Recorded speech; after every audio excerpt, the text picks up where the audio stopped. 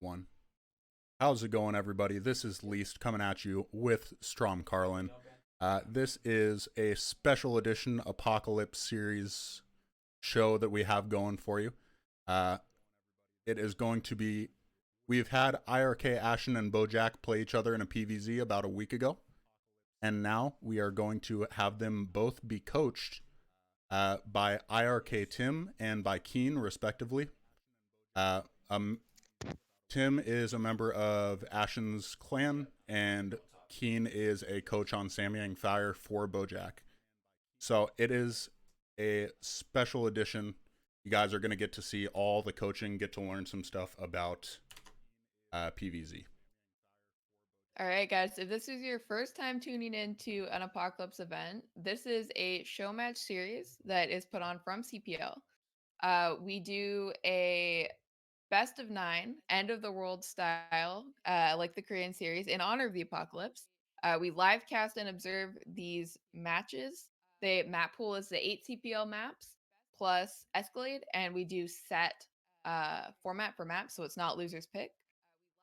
This series is like we primarily restrict it to tier 1 and tier 0 players because there's a lot of games.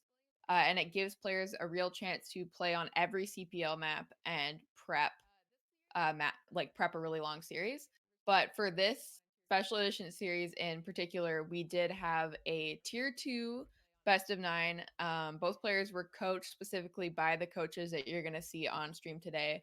And they're both kind of like newish to the Brood War scene and up and coming players. So we were excited to give them this opportunity and really excited to see what the coaches have to say to them today. 1 second. Uh, and if you're new here, you don't know what CPL is, it is a learning league. It's a great opportunity for new players to get some coaching.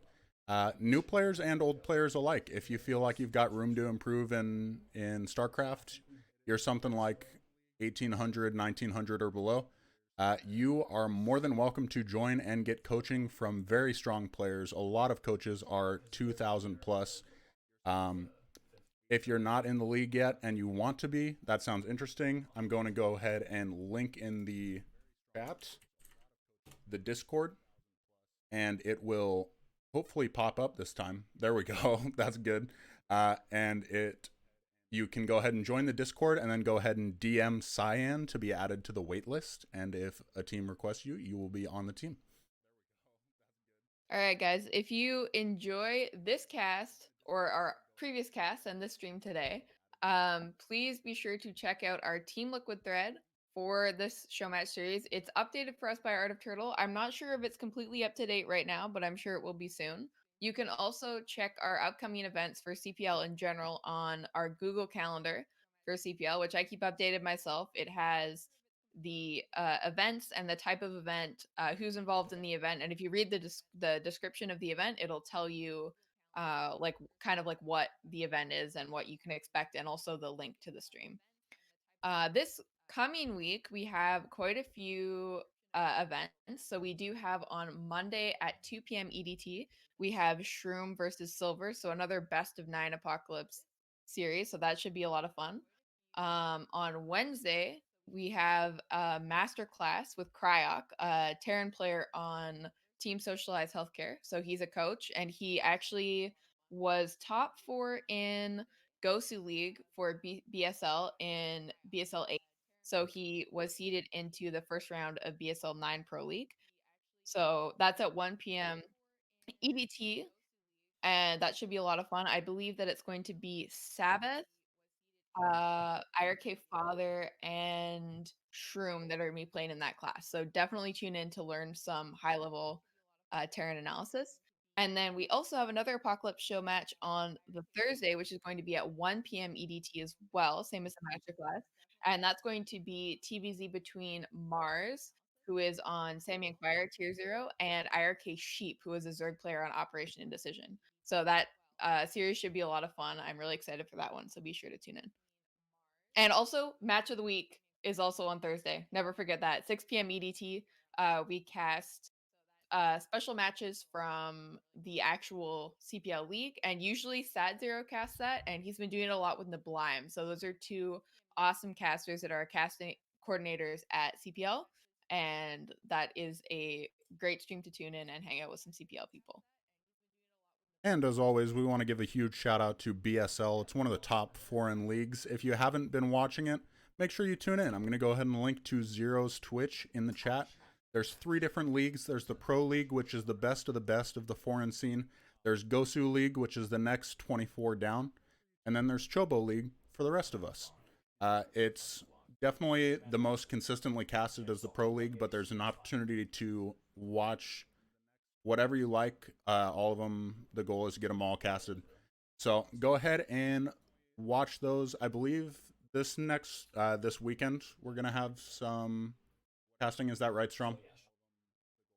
I think so. I'm not sure. I don't know the exact schedule for BSL, but if you join the BSL Discord, they will announce their stream time. So be sure to get on that Discord and watch those streams because it's really important to support the scene.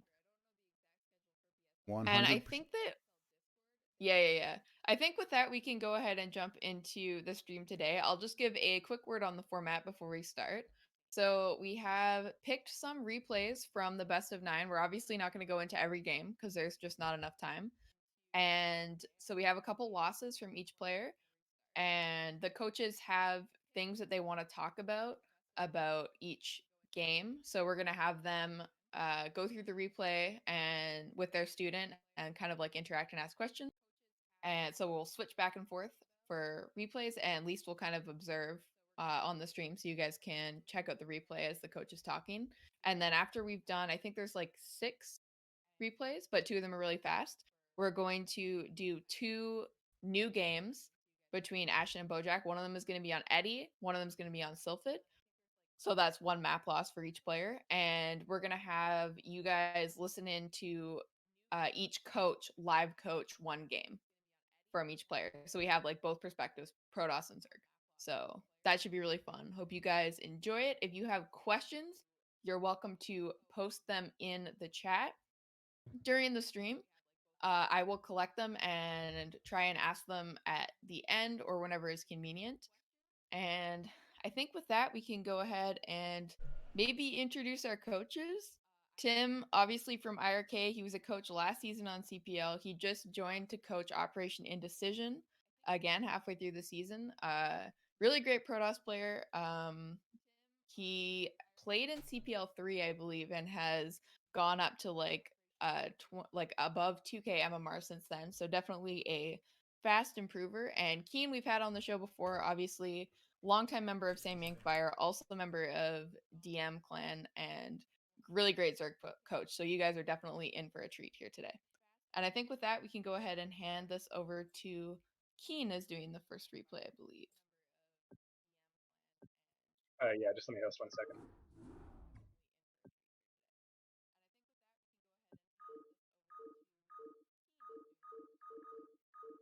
All right. So I think we'll have Least is going to observe the game, so you guys should be able to see what's going on as soon as they hop into the wrap. And I'm really glad that I can see a bunch of like new Protoss players. You guys are, this is the right place to be. This is the right place to be. I hope you guys enjoy the stream. And we'll hand it over to Keen.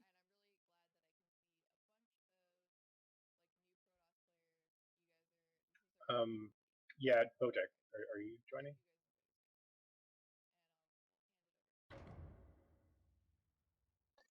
Okay. I'm in. Okay, so yeah, as I was reviewing the replays, I really think this is the first game of the series, and it is a loss, but it's an excellent learning replay, and the themes that we can go over for this will there are things that were consistent issues throughout the series for you. So this will be really good to review. Instead of watching the entire replay, I figure we can just kind of fast forward to some key points. So there were a little bit of issues with your build here, but I'm guessing, I know you can hit your build better than you do in this game. So I guess I sort of wanted to ask you, were you just kind of dealing with nerves while playing? Because I know that's always an issue for me when I'm playing CPL matches or tournament matches. I usually make more mistakes with that sort of stuff than normal.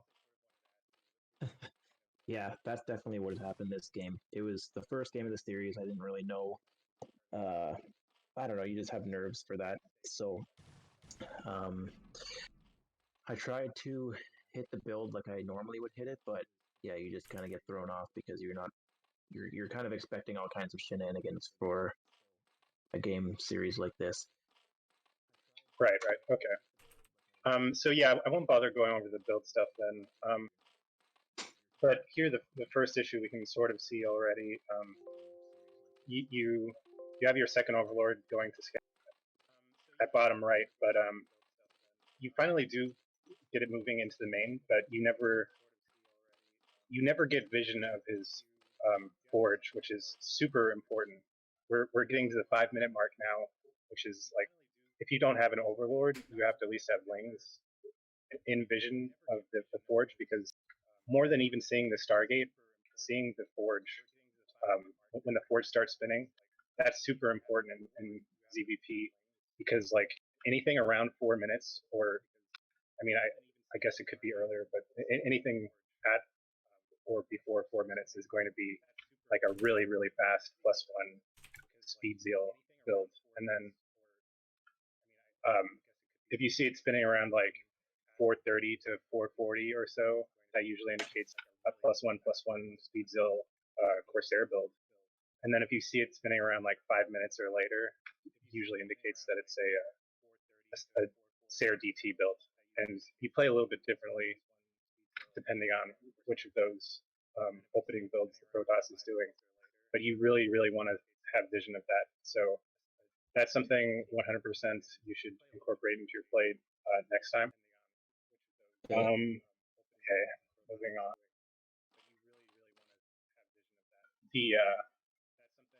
The second biggest issue, and where I really think you actually lost the game, is right around once you hit 77, 78 supply, you get supply blocked for like 2 or 3 minutes straight, and then you don't end up responding quickly enough with overlords, and you only make 2 overlords at your main hatchery once you finally realize that you are supply blocked, and that's simply not enough, because you're building up all these larvae, right? And so once those 2 overlords do finally pop, you just get supply blocked again. So it just like it snowballs out of control. So again, I'm assuming that was just because you're nervous, but it's always good to sort of have your game plan in mind, right, to avoid situations like that. Yeah. So just like understanding the stage of the game and having a plan of like, you always make overlords like this at this certain point. So like with the 5-hatch Hydra, once you defend whatever their initial opening aggression is, if it's DTs, then obviously you defend the DTs, you don't take any damage, or you defend their Zealot Sair push or whatever. Then you immediately want to start drawing, right? So you can get a really strong mid-game economy. And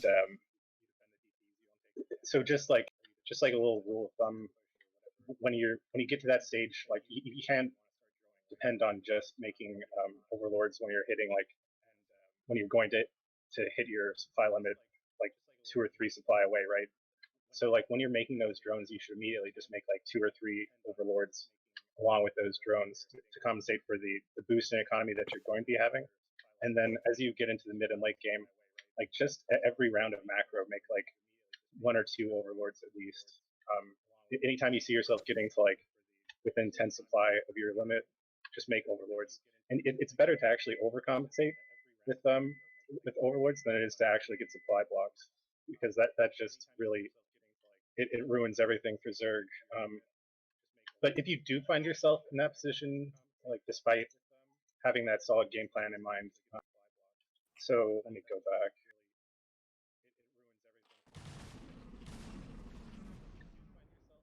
Okay.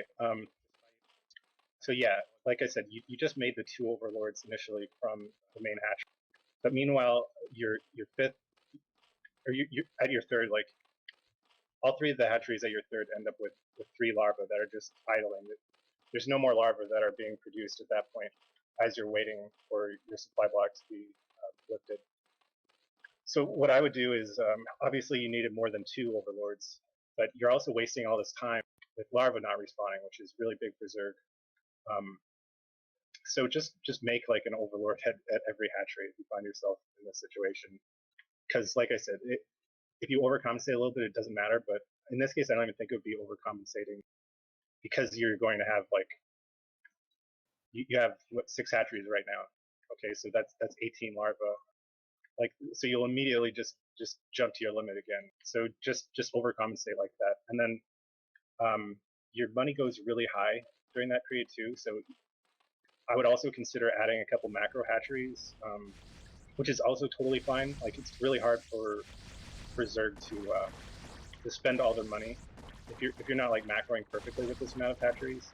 So go up to like, you could have dropped like two hatcheries, or maybe even 3 more hatcheries during this like extended supply block, and you would be totally fine, because like I said, your macro is not going to be perfect. So whenever you do get like overwhelmed in game, it'll just give you that much more production to bounce back. Like if you're busy with a battle or something, yeah, it does not hurt to have an excess of production.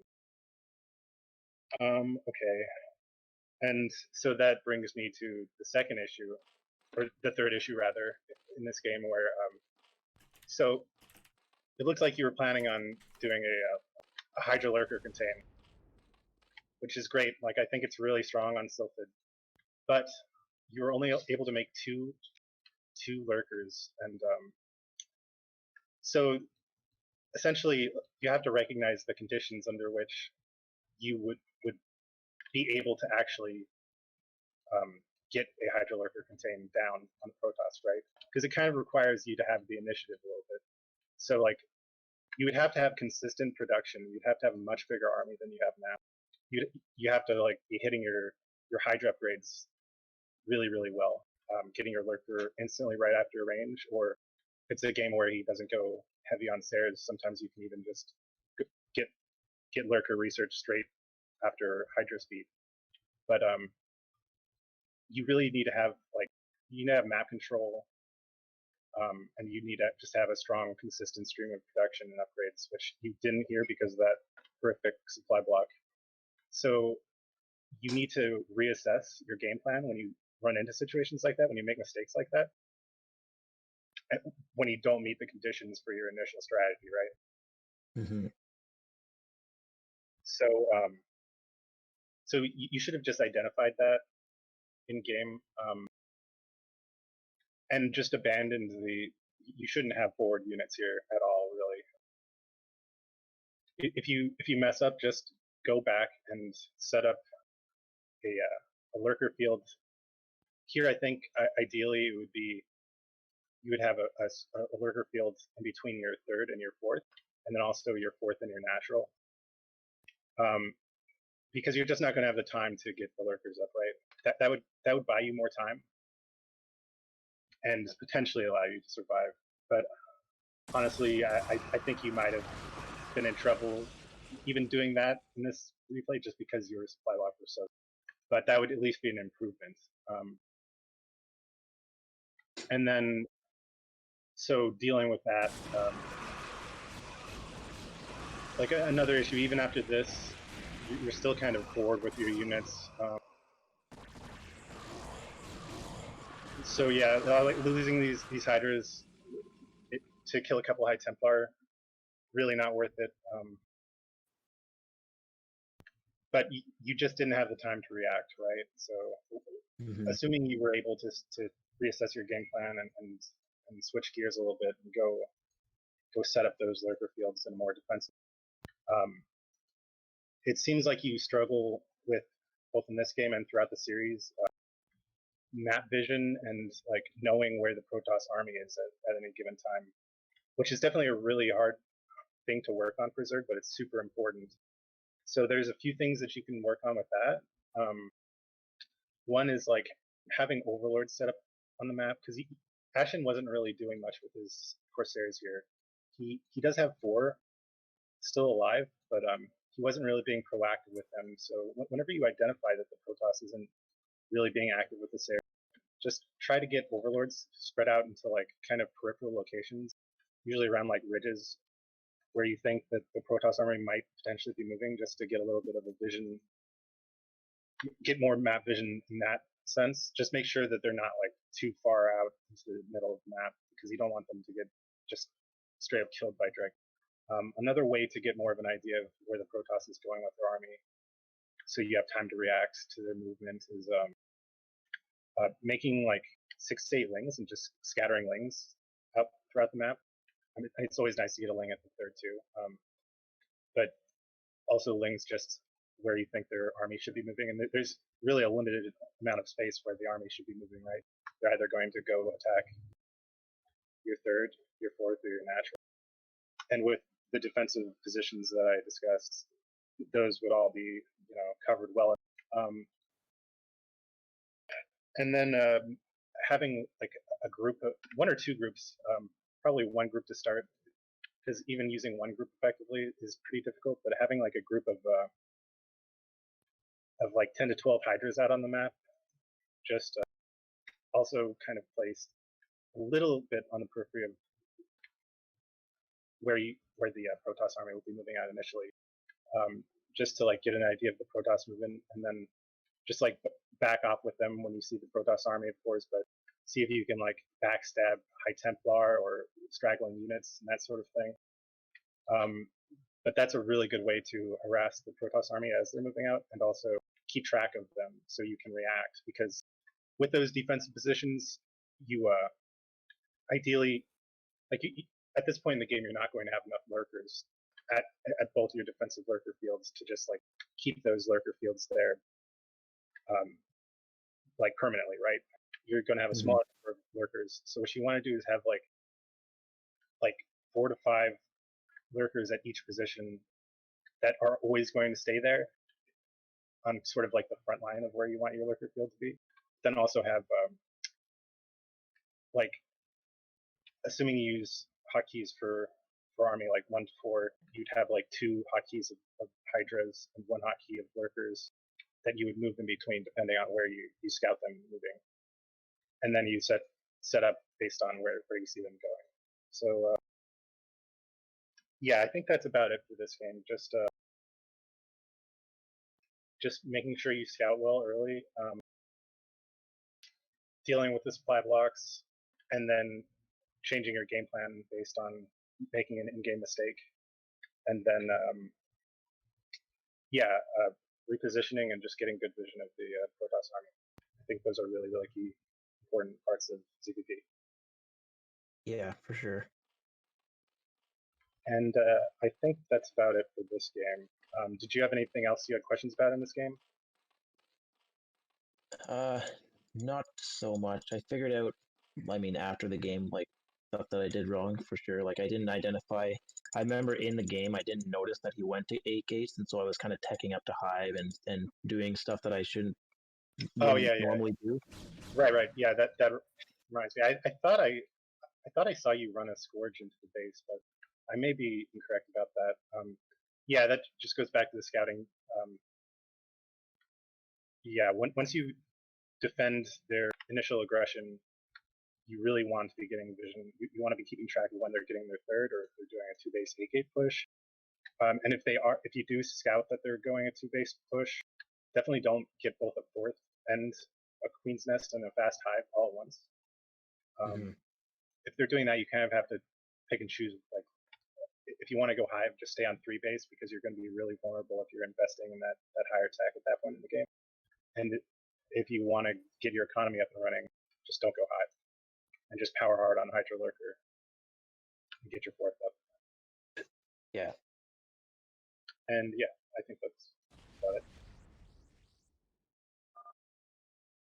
All right.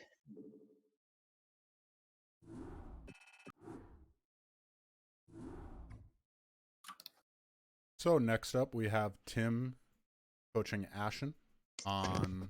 Let me check here. Forgot what the order is. My bad, boys and girls. Tim is going to be coaching Ashen up on the Clayfields game.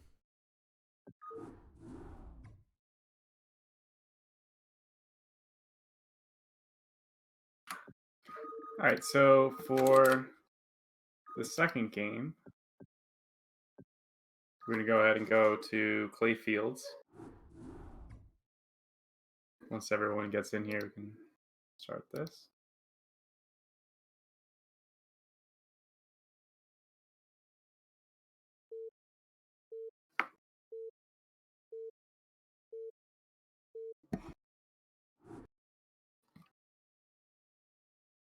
So, Ashen, this game was 3-hatch Hydra. So there's really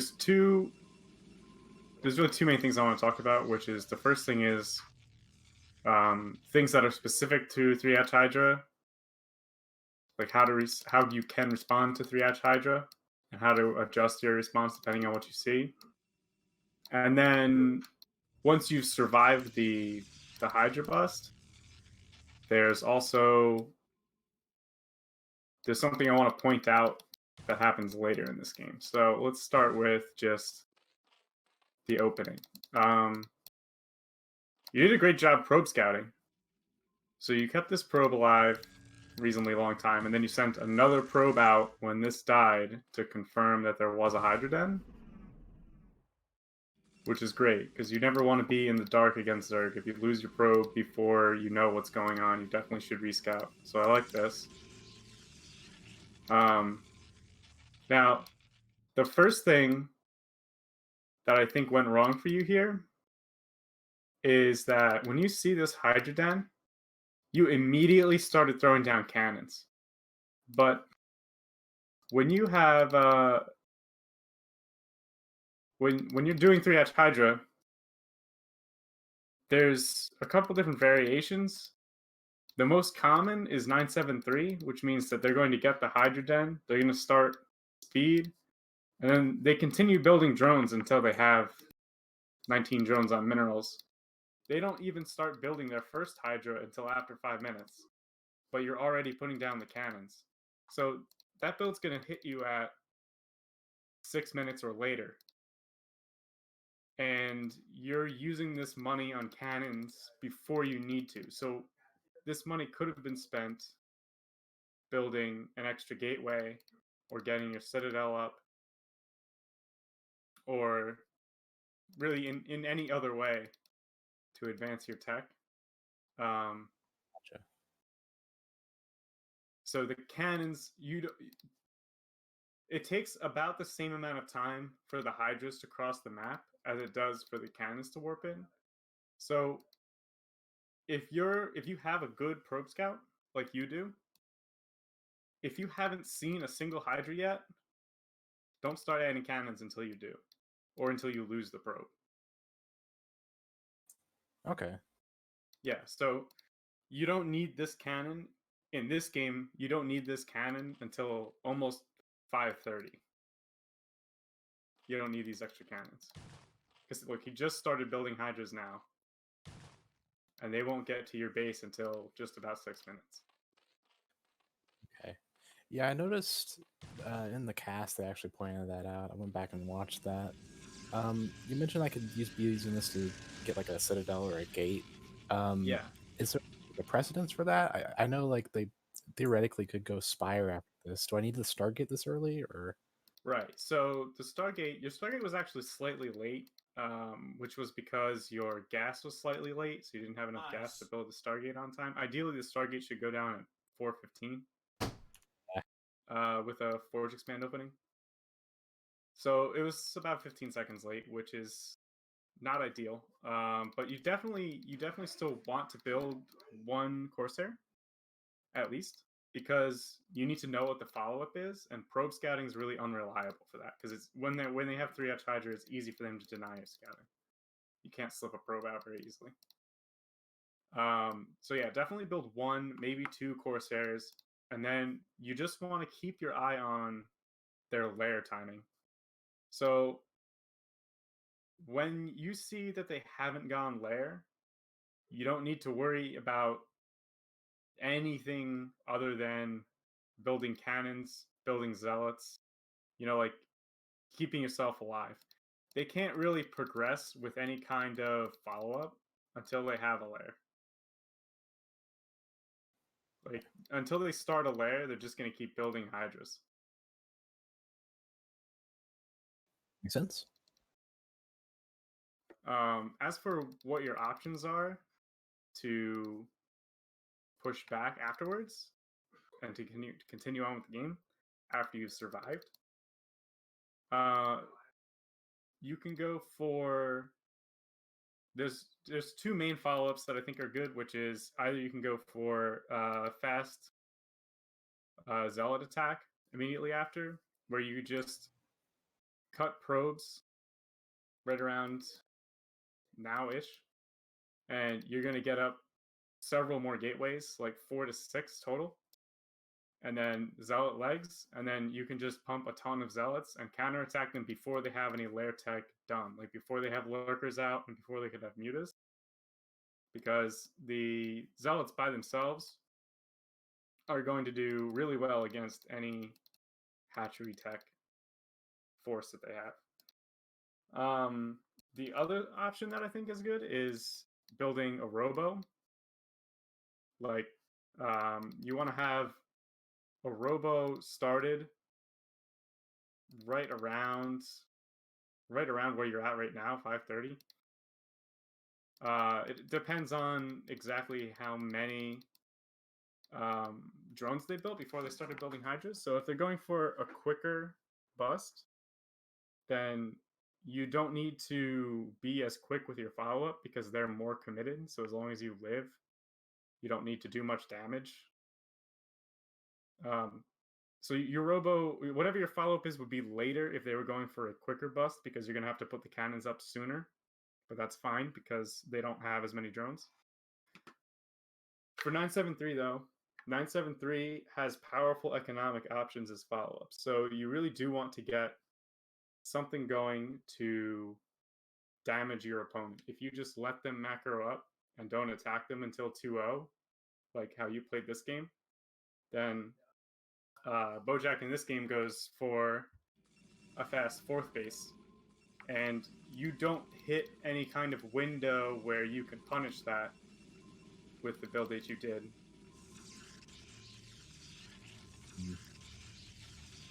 And then he was able to get up the lurk to contain because you weren't able to move out beforehand.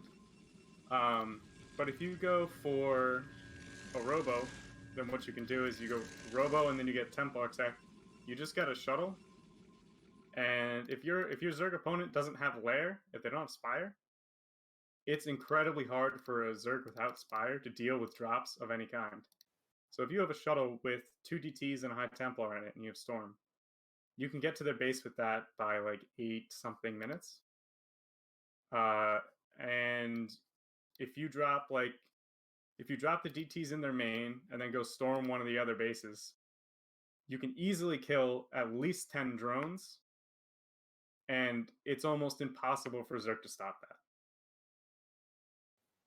Okay. And you should be able to even get away with the shuttle too. Because they're not going to have overlord speed, they're not going to have a spire, they're going to be relying purely on slow overlords and hydras with no upgrades to defend. So it's just, I wouldn't say it's a foolproof method to deal damage, but it's definitely extremely hard for Zerg to prevent. So there's another small detail that I want to mention, which is that you have a +1 going at this forge in the front. When you see 3-hatch Hydra, nearly like 99% of the time, you're going to lose your forge, because even if they have no chance of breaking through your cannons, they can hit the forge from outside the range of the cannons, so that you almost never get +1 finished. So it's recommended that you cancel +1 as soon as you see 3-hatch Hydra and just build a second forge and start it there instead.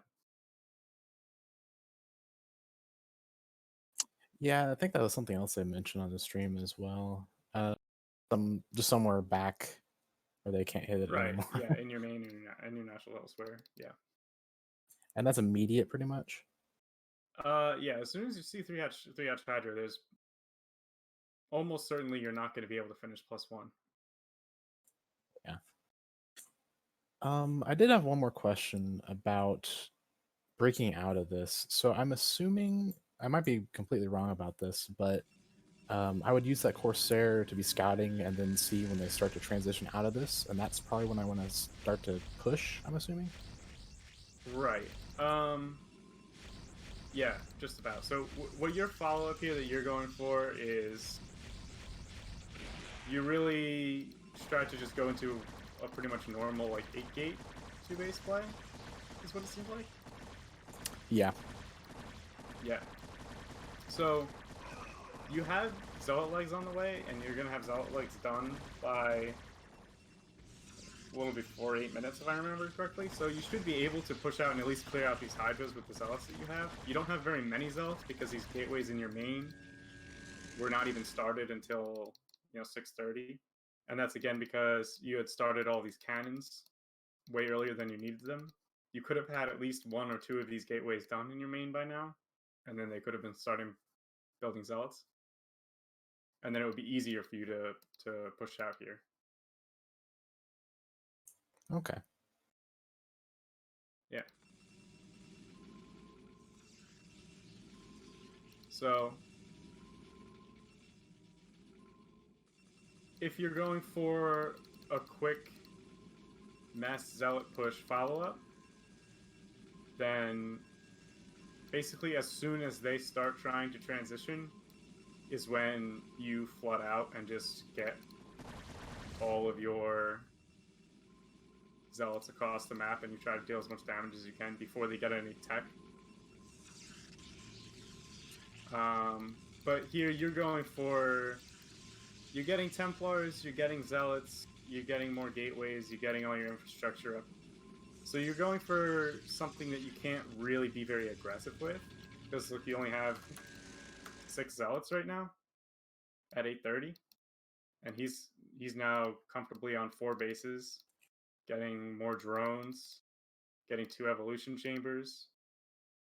And you're not able to do anything to stop him right now. You actually had...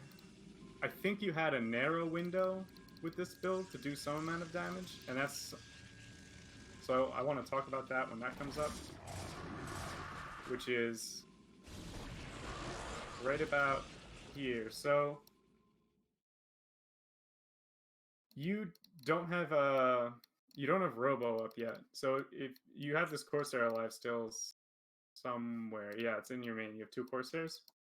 But you haven't been terribly diligent about scouting, so you're not sure what is going on as far as what his follow-up is. You definitely need to have Robo started before they start morphing lurkers, or you're going to get contained. But I think what really made this game unwinnable is that you went for 2 base 8-gate and you have a low probe count, you cut probes, but then you didn't attack or expand. You sat and you gathered a large army because I guess you didn't feel confident about pushing out right now. Is that No, what I happened? didn't. Okay, so the problem with that is your opponent went for a very heavy economic follow-up, 9734. So he's got 4 bases and he built a ton of drones. He's got 10 more drones than you have probes. So this situation over time only gets worse for you because your opponent has a larger economy, and they spent, especially with Zerg, time that they spend building drones means that they're going to have way less army than they would otherwise. So if you look right now at this particular instant that we're paused at, and you look at the supplies, you see that you're even on supply, but the army supply is actually 10 in your favor. Or 20 in your favor, I should say, rather. So you have 54 army supply versus his 43. Yeah, 10 in your favor. Because he has more drones than you have probes. So if you go ahead 2 more minutes here,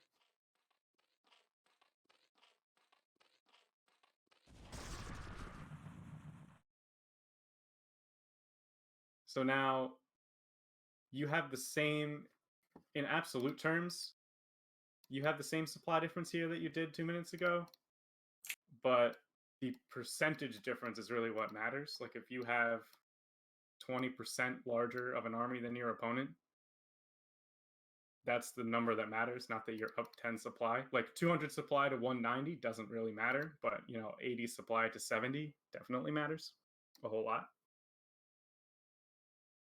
Oh, yeah. Yeah. Yep. Yeah, because it's about, how strong is your army relative to his?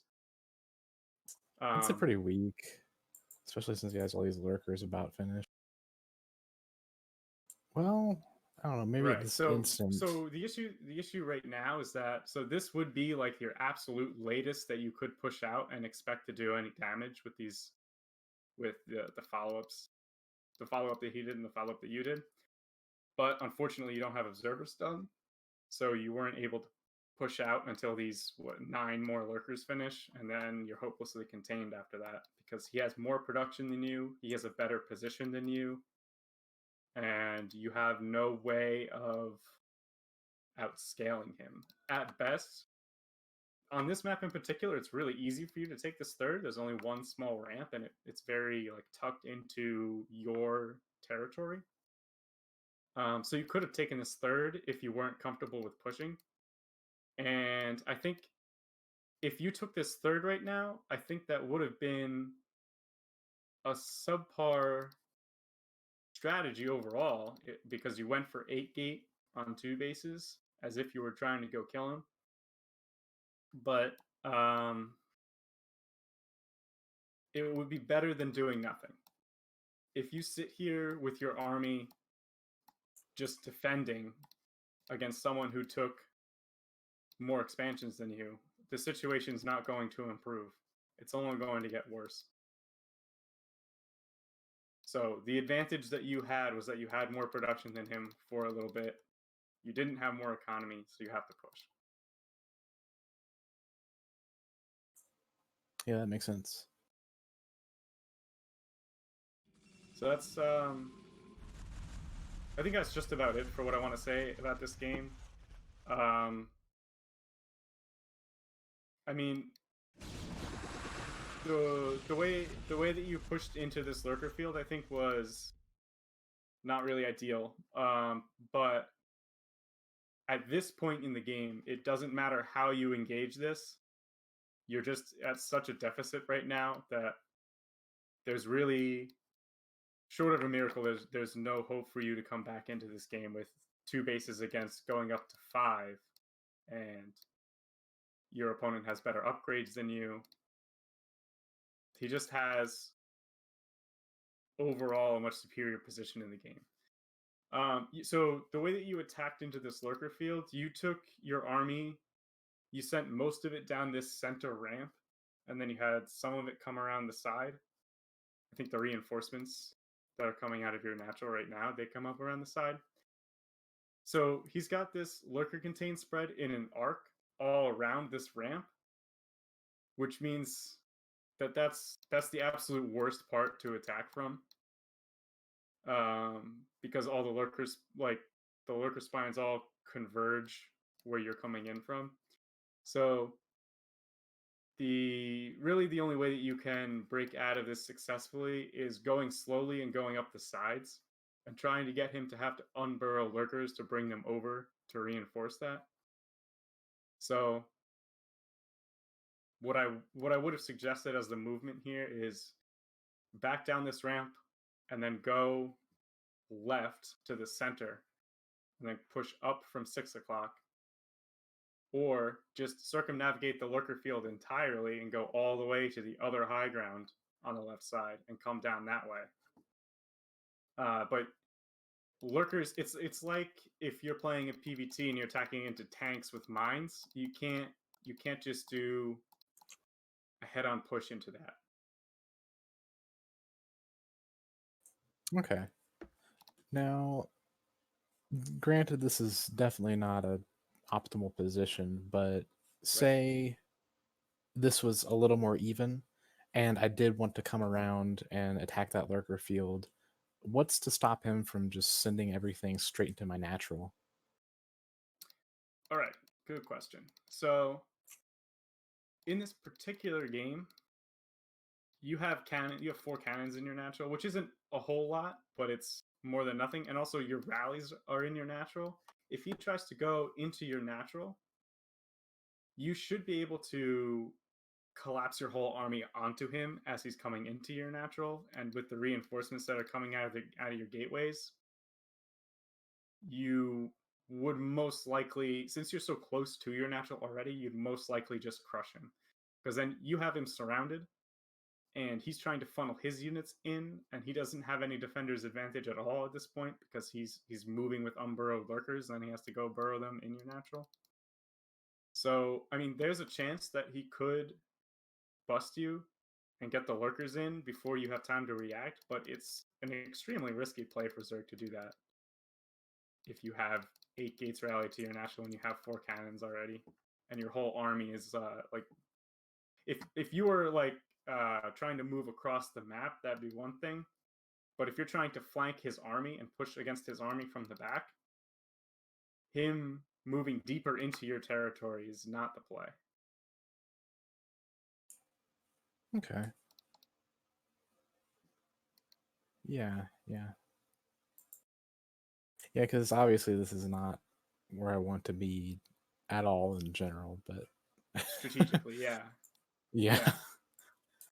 Yeah, you like, I think if you found yourself in this position where you went for 8 gate, but you realized that you can't actually push because you had taken too much damage for this kind of push to be effective, then your best hope at this point, in my opinion, is to take this third as quickly as you can hold it, and then go for speed shuttles and try and get a ton of economic damage done with speed shuttles.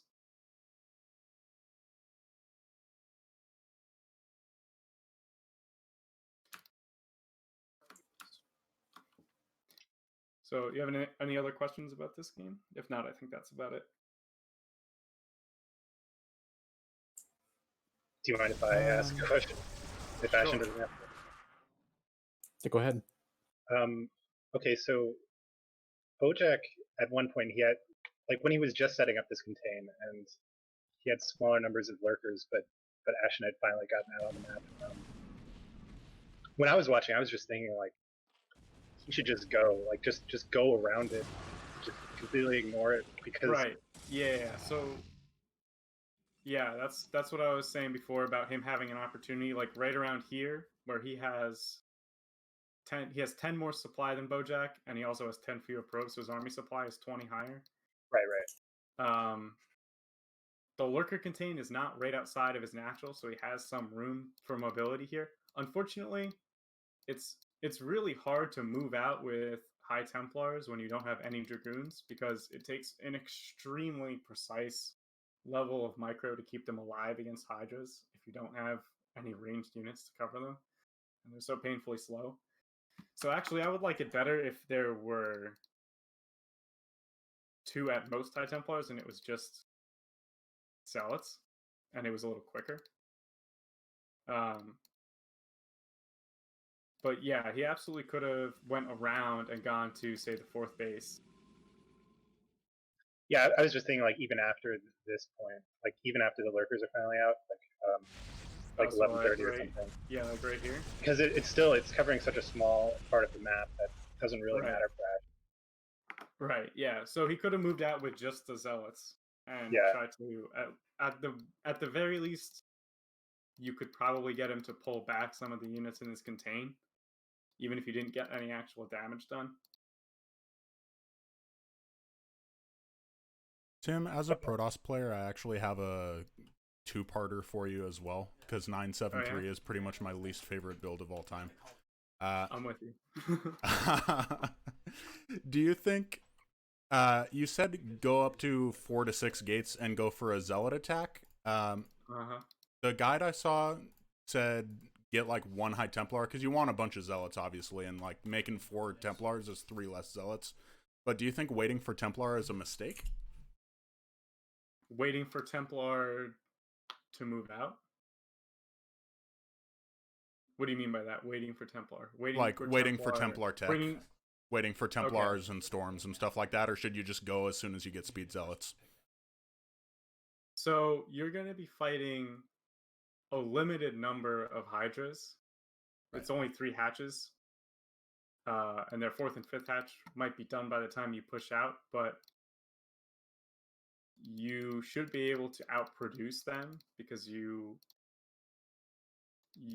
cut probes and you're not investing in anything other than building zealots.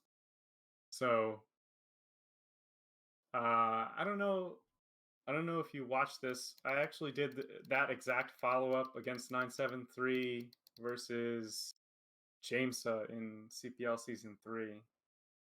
So if you dig up that VOD on YouTube, you can see exactly what I mean by pushing out with zealots as a follow-up.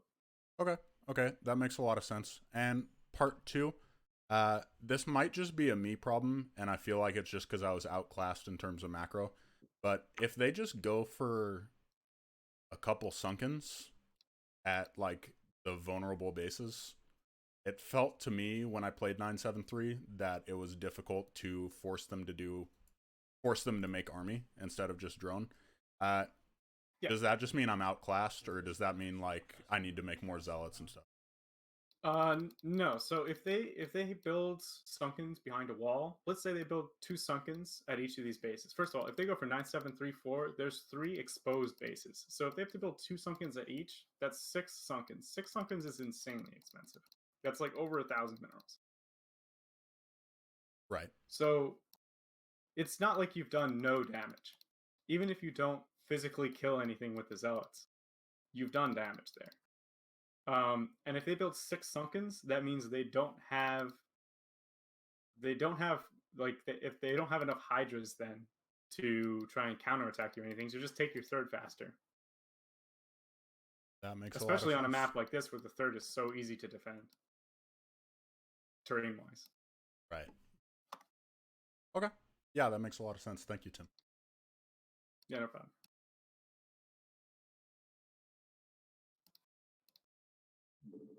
Is that all? That was it for me. Unless, Ashen, do you have anything? I don't know what I don't know to ask. So. All right, that's fair. Well, we'll move on to the other games. Definitely, it just takes practice. Just when you play a bunch of games against 973, you'll see what works for you and what doesn't work for you. So yeah, that was an issue. I noticed that when I was playing that series, I just did not know how to follow up on that correctly, and every time you went that, I was just behind. Just straight up, pretty much, even if I survived. Mm-hmm.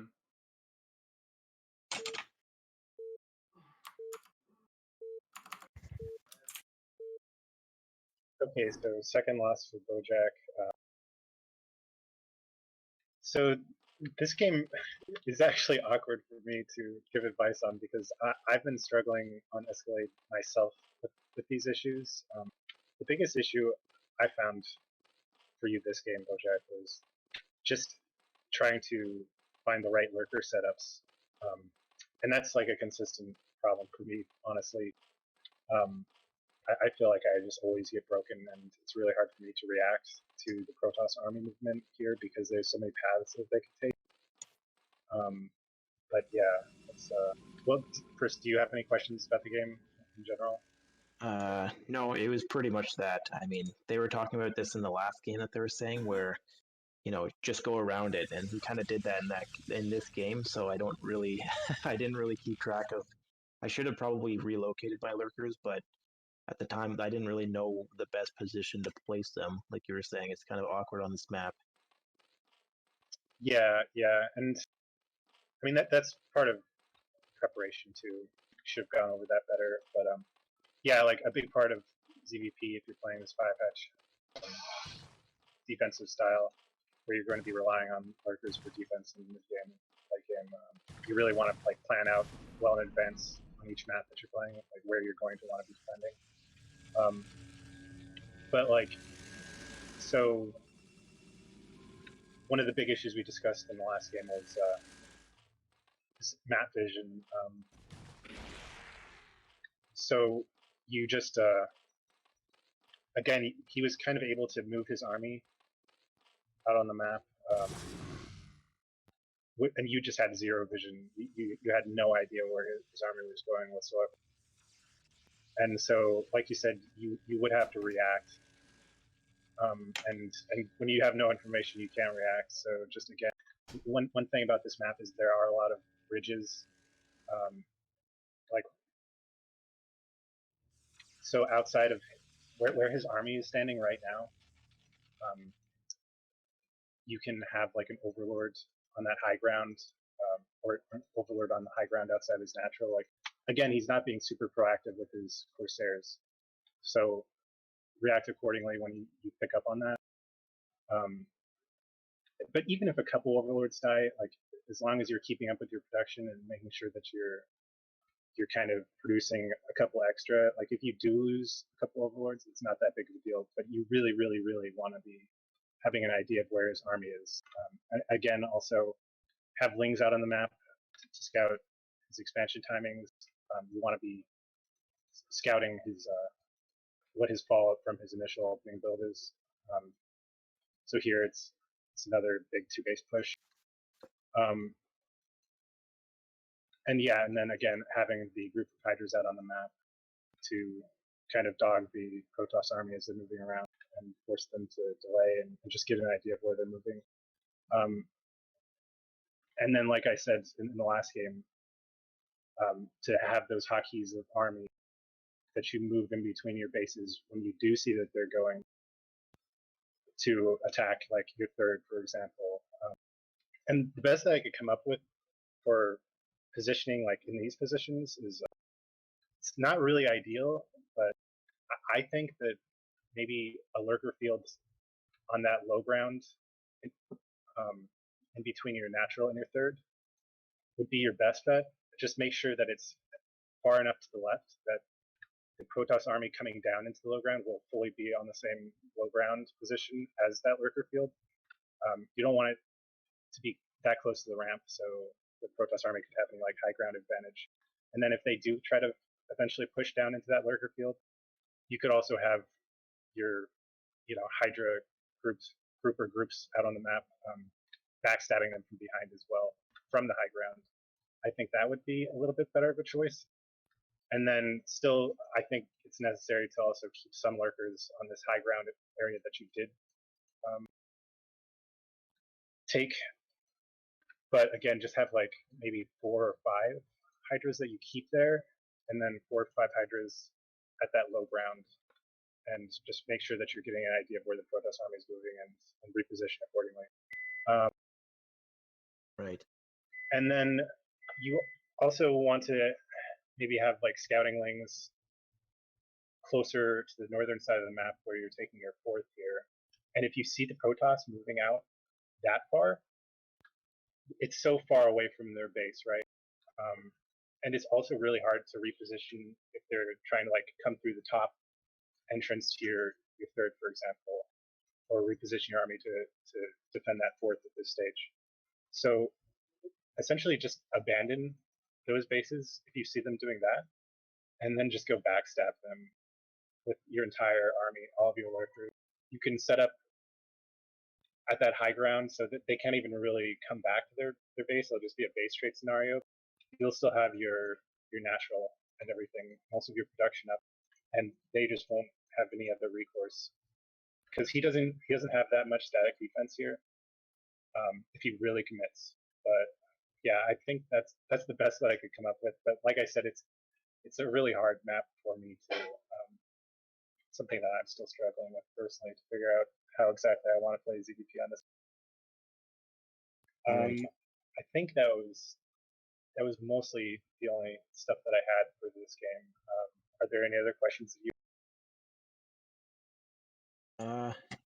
Not so much. Like that was pretty much what I boiled it down to as well. Just being out of position and not having vision of what he was gonna do, like where he was gonna go.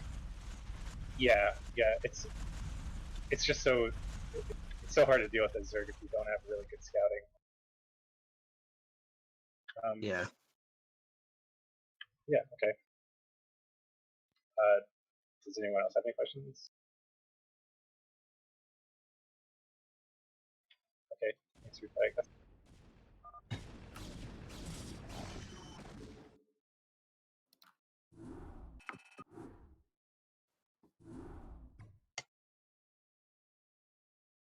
So, real quick, I just want to go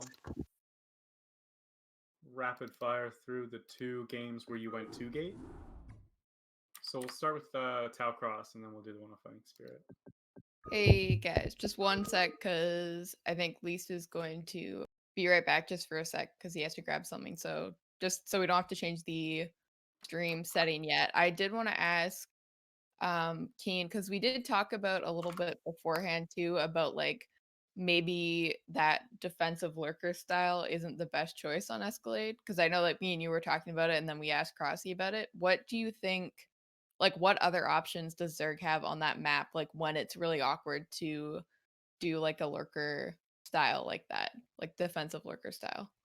Yeah. So just I was looking through VODs from the latest ASL season last night as I was trying to figure that out, and most of the games were really brief. There was one game of Soma against Best where Soma went for an early lurker, Hydra lurker contain, which I think is pretty good because the outside of the naturals is pretty narrow, so you can set up a wider contain. I would think that would be pretty hard for Protoss to break out if you really commit to it. But yeah, honestly, like I don't really know. Maybe Hydra Muta or So, I want to comment about that. Hydra Lurker Contain on that map is absolutely a very strong strategy. I know this because I played a few games against Striker where he did that to me on that map. And just the terrain outside the natural is it goes from narrow at the choke to wide very quickly, which means that you can have substantially more surface area as the Zerg than the Protoss does by a wider margin than on most maps. Like if you look at Fighting Spirit and how the shape of the natural is, if you try to do if you try to do a lurker contain like across that bridge, first of all, if you're across the bridge, they can still take their third. You can't stop them from doing that really. And second of all, the rate at which the terrain expands out when you go across that bridge is not as severe as it is on Escalade. So on Escalade, it looks almost like a T shape. Like you come out of that natural, and then there's immediately a whole bunch of ground on the left and right side that is completely open for Zerg to place lurkers, and then they have like almost a 180-degree surface area there, or like greater than 180-degree surface area there, where they can just set lurkers in a really wide arc. And additionally, one side of that arc is on high ground. So Hydro Lurker contain where you have to get the contain set up quickly, so you would do it on 3 bases and take your 4th after you have the contain set up. I think that's a really strong way to play that. yeah, that makes a lot of sense. Yeah, that's what I was trying to say about the narrow natural expansions. But yeah, for sure, like, those are definitely like anytime that you can have more lurkers attacking a small amount of units, that's definitely ideal. Like I think Tau Cross actually sort of meets those conditions as well. Like I think Tau Cross would be a really good map for agile lurkers. Maybe not as good as Escalade. Yeah, I would say Escalade's even better than this map, but this map is fine for it as well.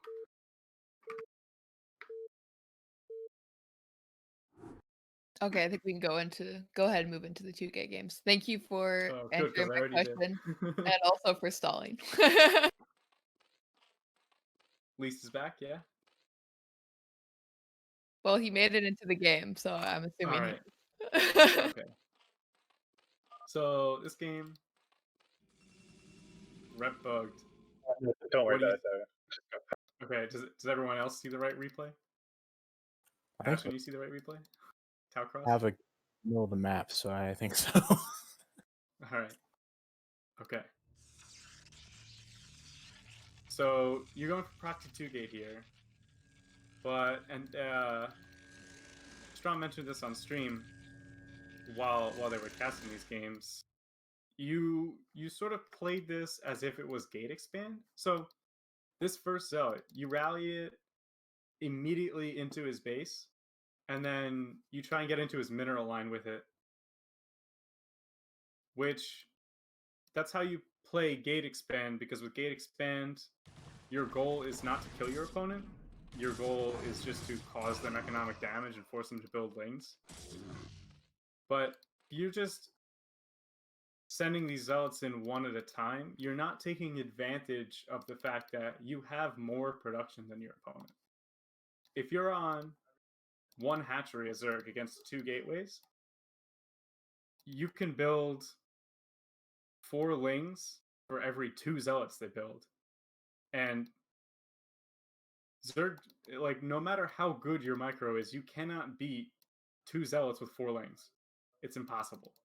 So until their natural is up, they are absolutely incapable of overpowering you, as long as you consolidate your units, which is what you didn't do this game. So you're sending your units in one by one as soon as they come out, whereas with Proxy 2 Gate, what I like to do is just don't even send the first zealot to their base. Wait until you have the second and third zealot coming out at the same time, and send all 3 at the same time to the natural. And with Proxy 2 Gate, most of the time, your goal is not to get into their main really at all. Your goal is to keep them on one base, or failing that, at least trade efficiently at their natural. So if you just keep all of your zealots together and bring them to the natural and fight in his natural, then you stand a significant chance of just overpowering him completely and killing the natural. And then you can go in and kill the main, or if he sunks up, you can go back home and macro.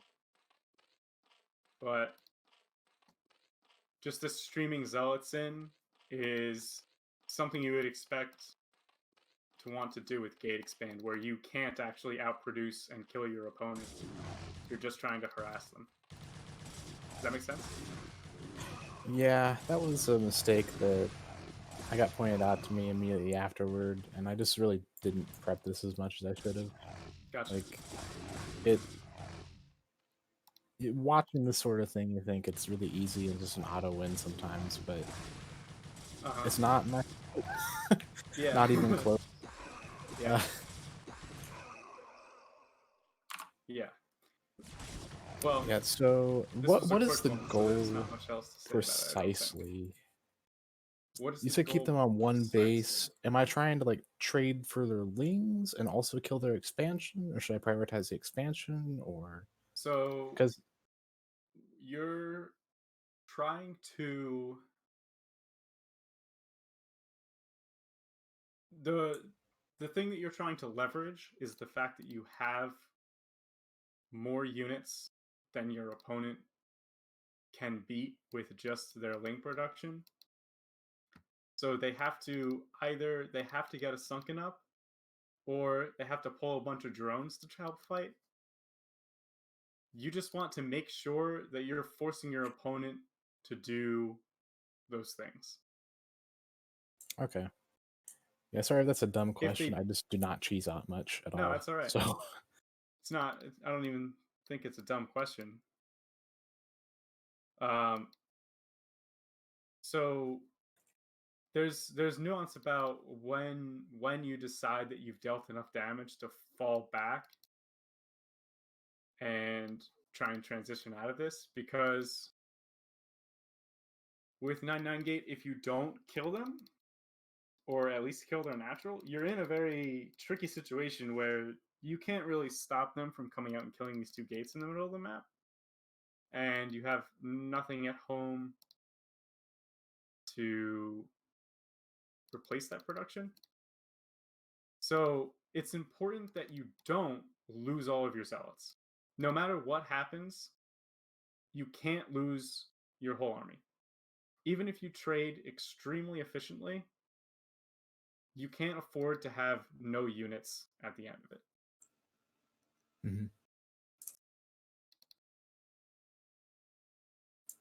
Okay. Because the threat that Zerg faces from you having an army is the only thing keeping them in their base. And if they get out of their base to go kill your gateways and go attack your probes, you can't stop them, really. So you have to rely on the fact that your zealots are a more immediate threat than their lings because you're already at their base. So, like, if you have the situation evolves really rapidly, and you have to move your units back and forth to compensate for this. But how it should go, I think, is like you get your 3 zealots, you send them in. Ideally, you have the probe with them too, so you can have the probe chip in extra damage against lings. It just helps you trade efficiently. And if they have 10 or fewer lings, you can trade efficiently against that. So you try and fight them as long as you have an advantage. When more of their lings hatch, if your zealot reinforcements haven't arrived yet, you back off a little bit and regroup with your other zealots, and then you push back forward. So it's like kind of a constant seesaw where the exact balance of power in the armies is going to flip-flop based on exactly when each player's units spawn. And you're moving back and forth based on that. And depending on how good your micro and your opponent's micro is, one of you will eventually tip the scales in their favor. And then if that is you that out-microed your opponent, then you can just kill their natural. All right. Hope that makes sense. Yes, definitely. All right, so then real quick, we'll go to Fighting Spirit, because that one's also a 5-minute game.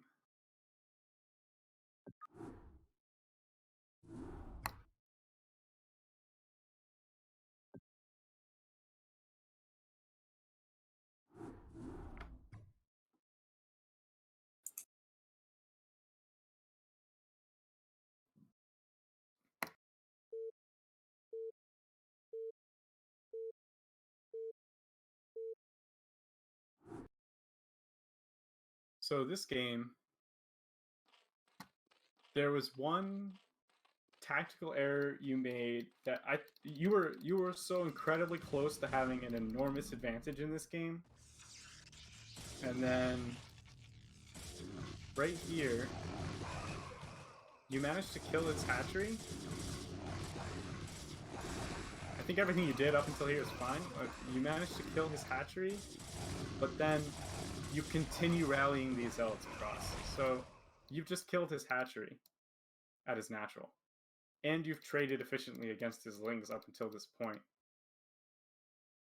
But these 2 zealots still move across the map to try and deal more damage.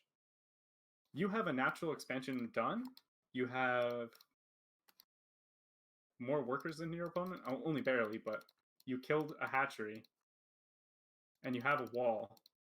So really all you need to do right now is survive, and you'll be massively ahead.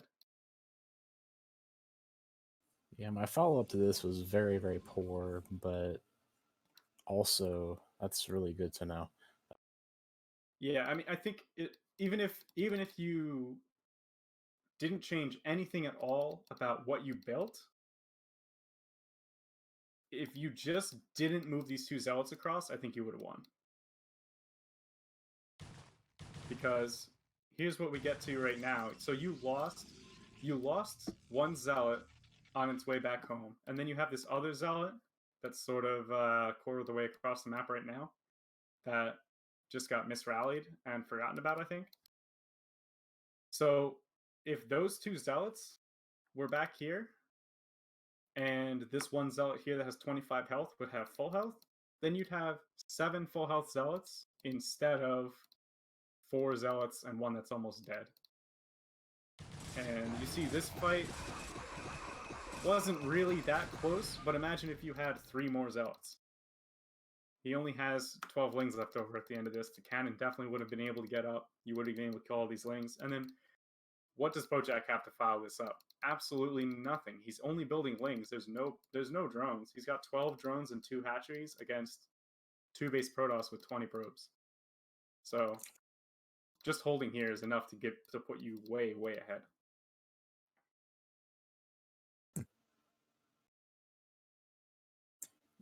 Zerg, it's really hard for me to gauge where I am against them. Like, I've actually been playing a little bit of ZVP recently, and it's been a little mind opening or eye opening, I should say, because I didn't really get the larva thing. Like, I understand that if Right. you force them to build units, then they can't build drones and vice versa, but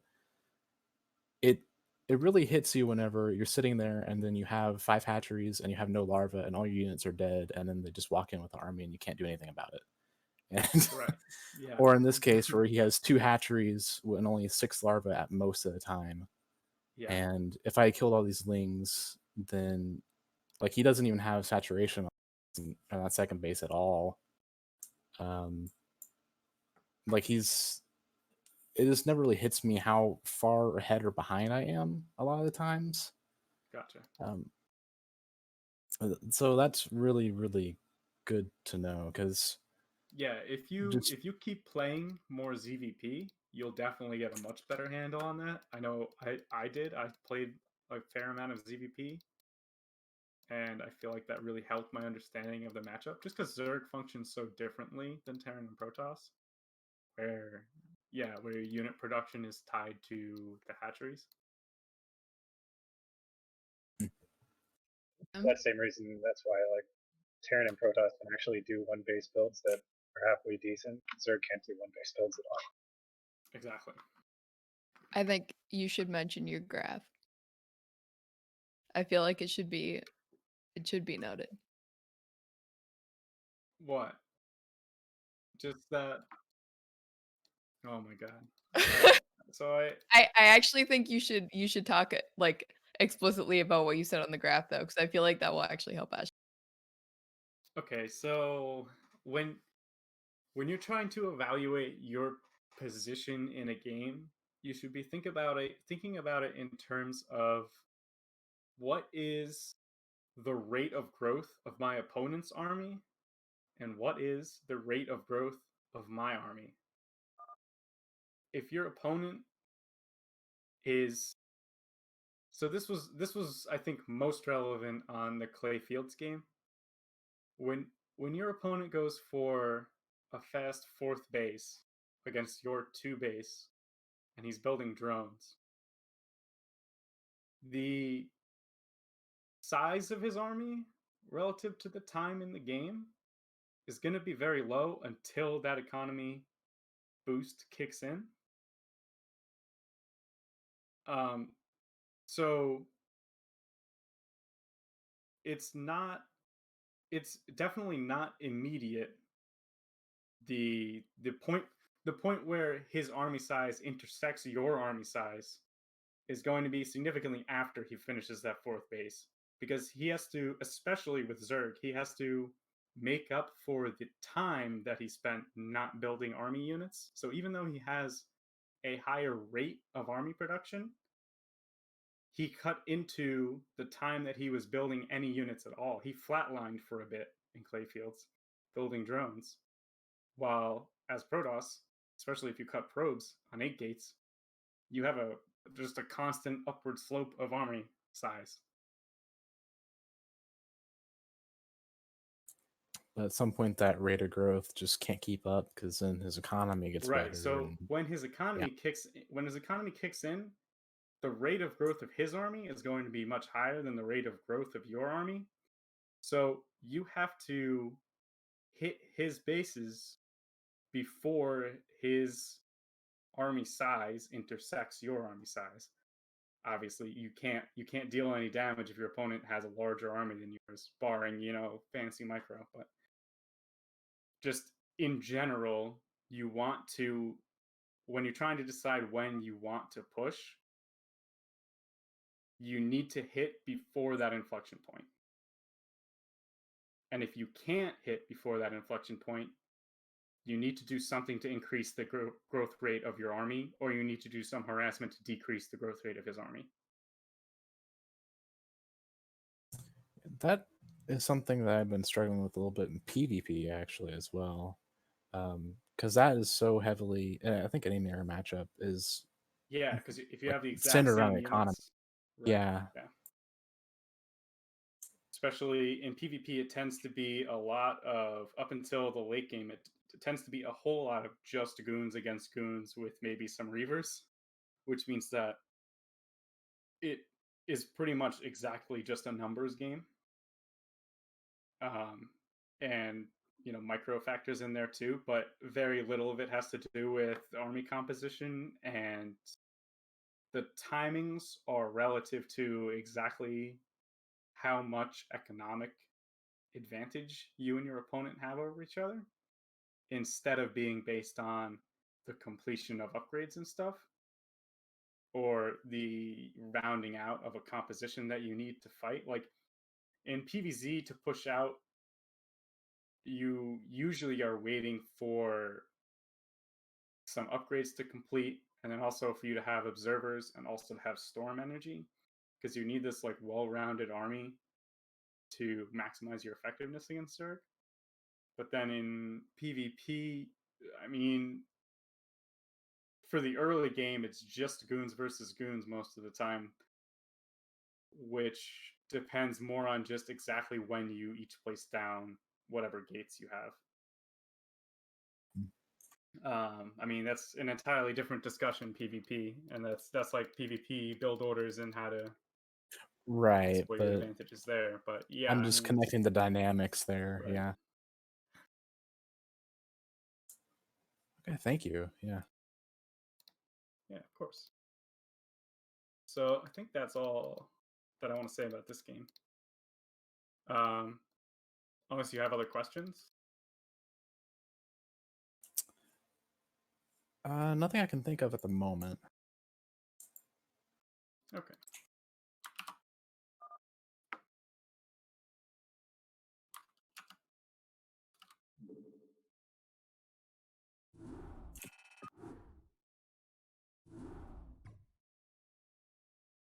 So then, last game that we're going to go through is the one on Eddie.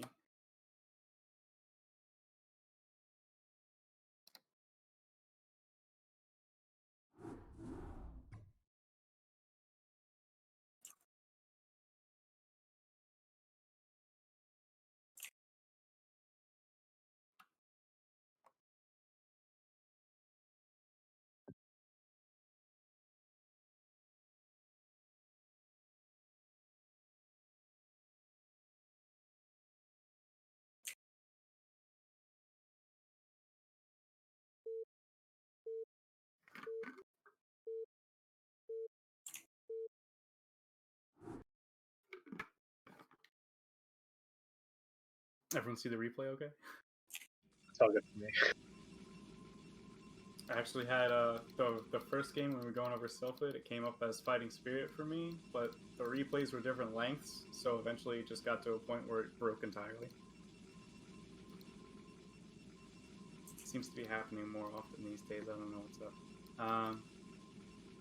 But anyway,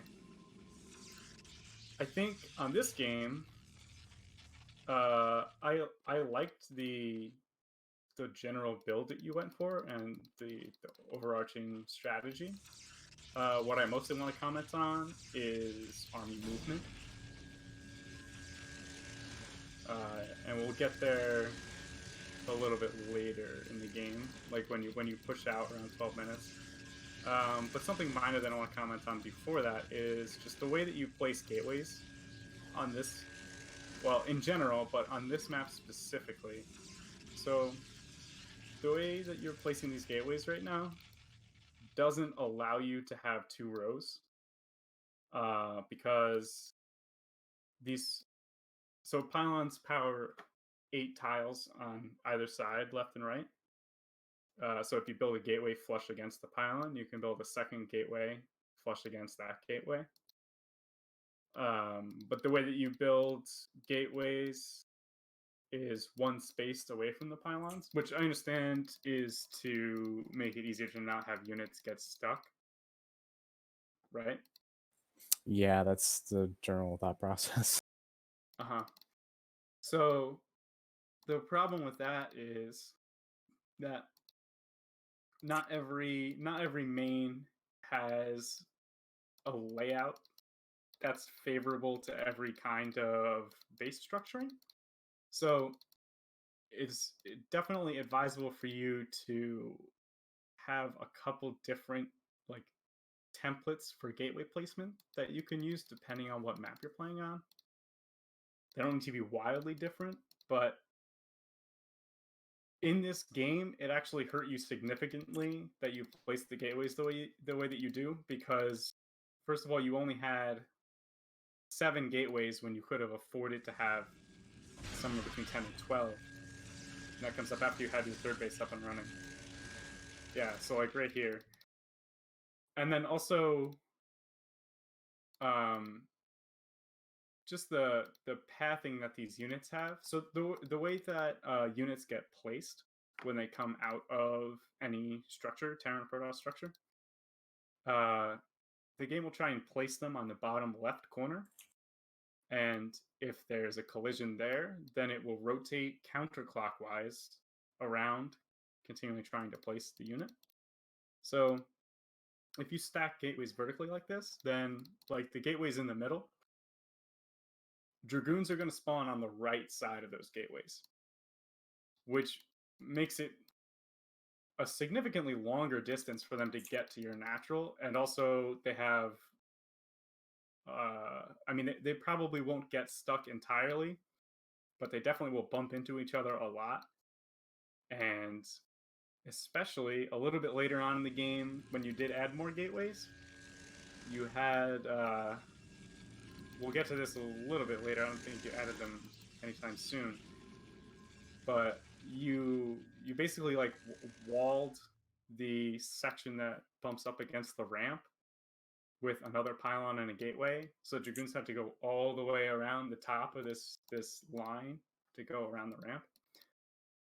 So I know it's really hard to not just build gateways the same way every game, but I think it did have a fairly significant impact on your ability to get units out of your main and into the fight in this game, especially when he was doing counterattacks. So it's something to consider. Okay.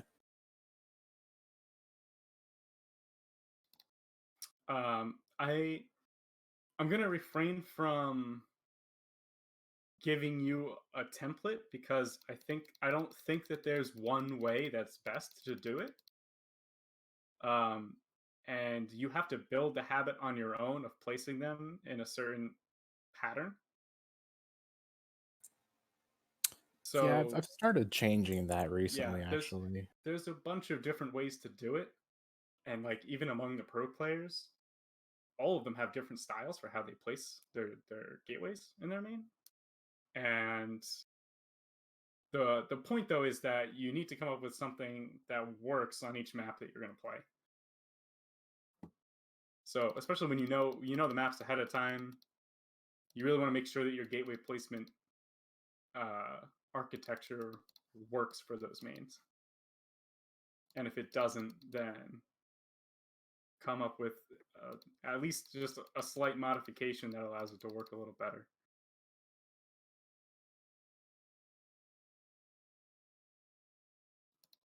So that's really all I want to say about base layout. And then the rest of this game is just about army movement.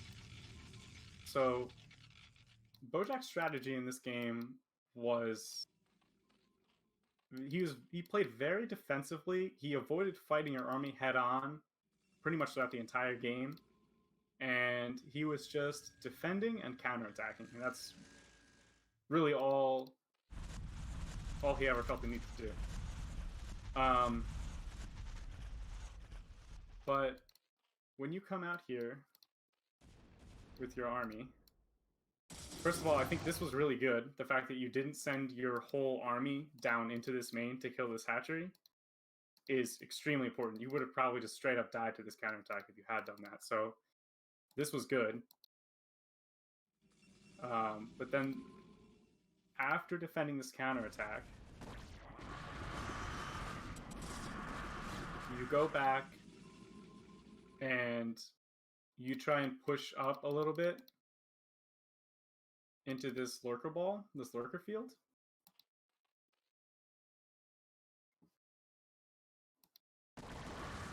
Right about here. So you're doing great on economy and everything right now, but this, you can't really ever hope to break this, right? Like he has, I think this is about 20 lurkers on high ground.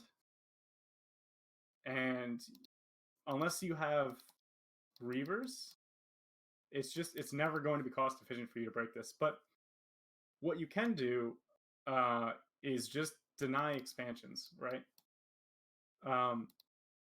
Bojack is putting his entire army in one place. He has absolutely no defenses at his 4th base. And he is not being mobile with his army. So what you can do is just walk your army like diagonally across the map while looking for expansions. And let's say you notice, you also didn't notice that he took this 4th base for longer than I think you could have. So you send this DT to the top left base, and you just have it sitting in the main. But there's 3 bases up here, all of which are pretty good for Zerg to take. So what I like to do on most maps is when you do this kind of thing with a DT, have the DT on patrol between the main base and the natural, depending on the map. Or on this map, it's actually really good to just have it on patrol between the main base and the 3rd base, the one that he actually took, because that covers all 3 bases. I like that, yeah. Yeah, so then either you'll just kill the drone and deny the base with the DT, or at the very least, you'll know that he expanded there. At which point I can then go start base squashing. Right, exactly. So you have to be wary of counterattacks, of course, when you go to try and squash this new base. But I think you handled that already well in the bottom right base. So yeah, you would just treat it basically the same way. Just have the bulk of your army out in like the center left-ish of the map, covering reinforcement paths, so you can deny his army from reinforcing the expansion, and then you just send a few zealots to go kill the hatchery. Okay, yeah.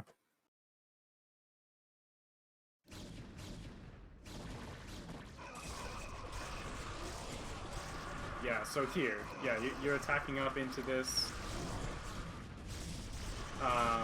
I mean, I could also just say, I mean, if you just had macroed better, I think you could have still won this game. Because right here, you had a long period of time where you didn't build any units here. And I think that puts you significantly behind. Just during this whole attack, you have 4,000 minerals right now.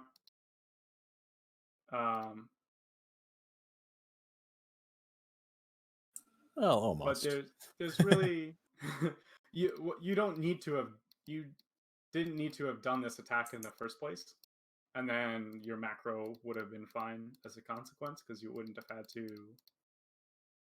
endure the difficulty of pushing against lurkers uphill and not losing your whole army, which is, extremely micro intensive. So, I mean, you're on 3 bases fully saturated, and you've already taken a 4th base, and your opponent is, to the best of your knowledge, still on 3 bases. He's actually on 4, but you're under absolutely no pressure to kill him right now, right? Strategically. Gotcha. Yeah, so there's no, like, if he has this entire army in one place, just sitting and defending, don't push into it. It's one thing if you're doing 2 base 8 gate and you have very little follow-up potential, but with the expansion timings that you have, you are economically well ahead of him. So there's no need to risk it.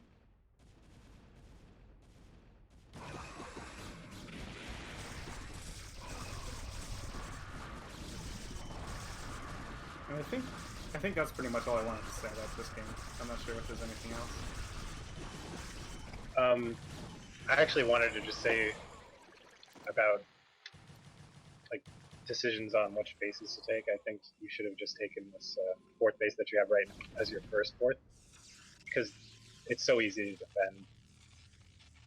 It doesn't necessarily lead you into an easy pathway for fifth and the sixth base, but yeah, I think if you just took that first Bojack, you 100% would have kept it up, because you kind of relied on Ashen doing that attack into your lurker fields, which brought you back into the game.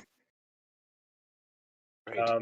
Oh, and then like also just a general theme throughout the series, I noticed that if you look in your main right now, you have 6 drones, because you seem to consistently like really get your natural and your third saturated after the initial phase of 5-hatch Hydra build, but you never saturate your main more, and then you always end up building buildings with drones in that main, so it ends up with like 5 or 6 drones, which is just a general problem. But yeah, that's it. Sorry for interrupting this replay. No, it's all good. All good stuff. Any other questions anyone has? Or do you want to go through the rest of the replay? I think that just making the adjustment of not attacking into that lurker field would have put you in a really, really solid position this game. So Yeah, I would. I also could have gone Reavers earlier. Like, yeah, I've heard around the time to take the fourth. It's not really. But yeah, that wasn't the necessary, issue. Yeah, right. It would have helped, but yeah, it's an option. Strong, Did you mention the like the DT on patrol thing? I'm sorry, I was fiddling with something. I wasn't listening to the whole. Okay, good, awesome. All right, so I think That was our last replay, right? Yeah. Okay, so that's about it for this.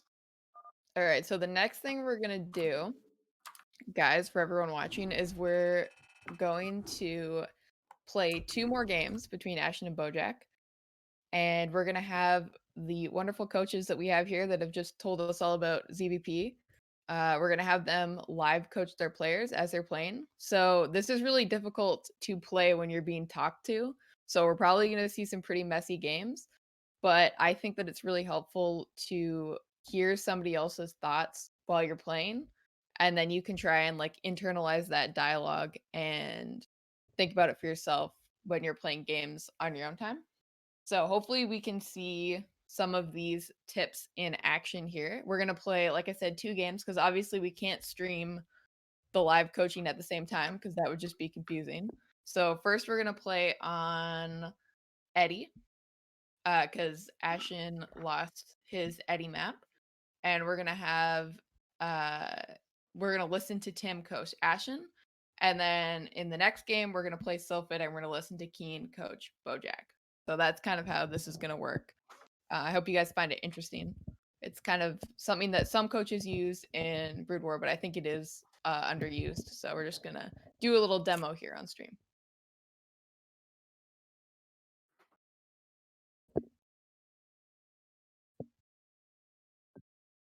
Should I host the game? Yeah, you released, I think. I don't know where released is. All right, I will host the game. All right, okay. All right. Right. So, I had something else to say, but I forgot what it was.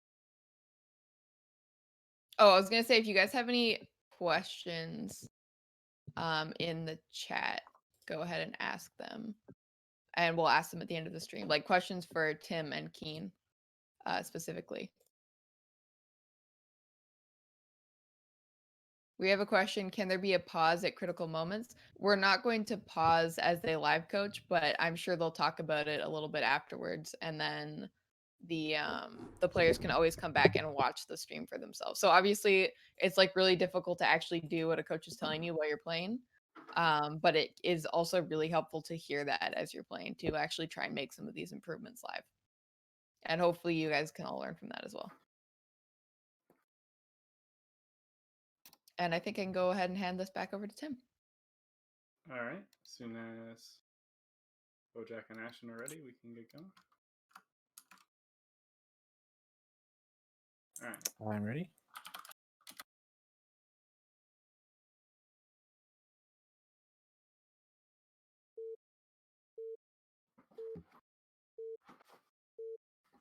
Also, this is supposed to talk, so I'll do my best to talk, but I might be a little slow to respond.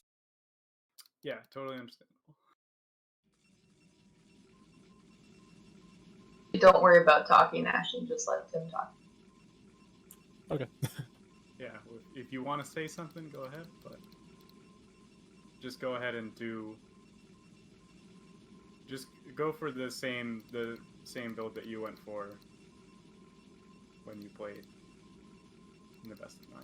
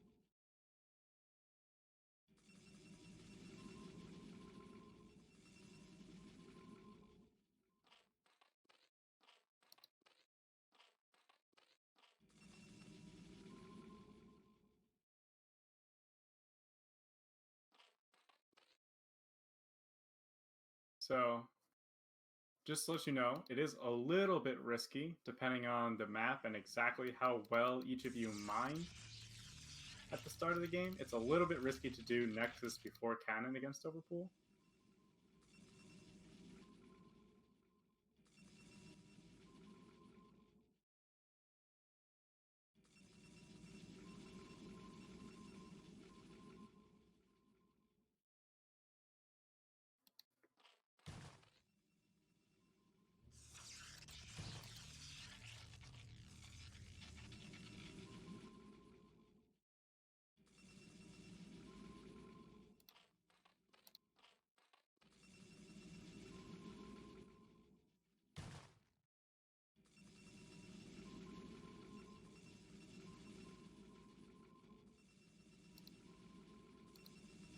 So you definitely want to send out another probe because it's not really conclusive what your opponent's up to.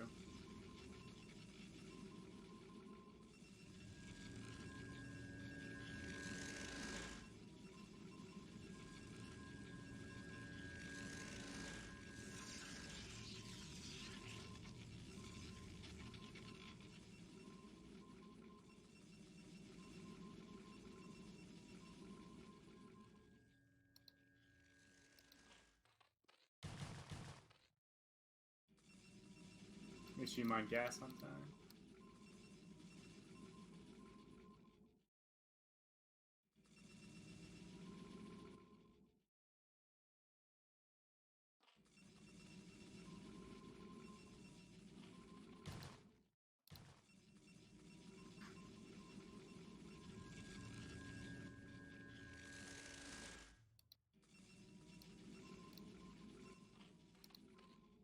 So 4:15 is ideally when the Stargate should go down.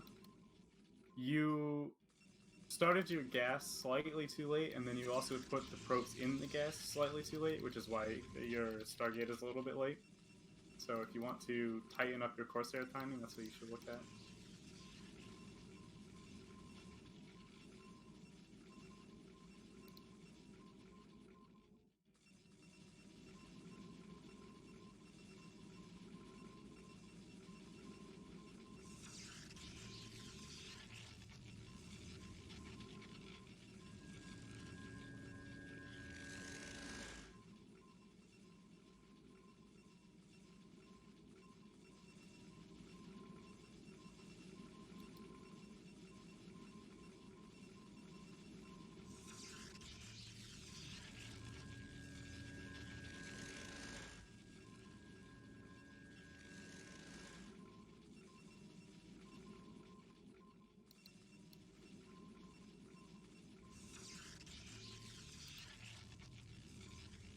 You're also going to want to transfer 2 or 3 more probes from your main into your natural. What happens is, when you transfer at the beginning, you're not accounting for the fact that you're going to be mining gas here soon. So you end up with significantly fewer probes in the natural than you do in the main, if you don't send a couple more after you finish the gas.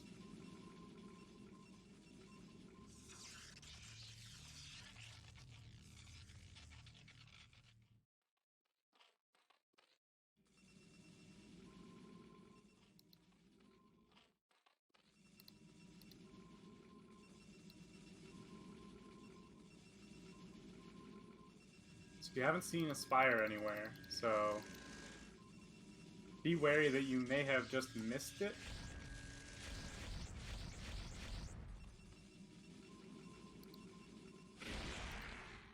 You should actually go and look deeper into the main and make sure it's not behind the minerals. Yeah, okay, so you're seeing that there's no spire anywhere, which means that he can have more hydras sooner. So you're going to want to put up another cannon or 2.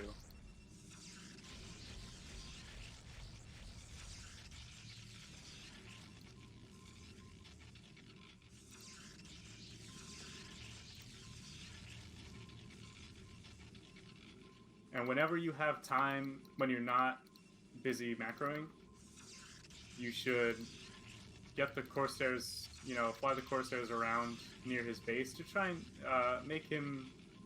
1, you want to see how many hydras he has, and 2, you want to see if he's building a 6th hatchery. And then 3, you want to make him reluctant to move out.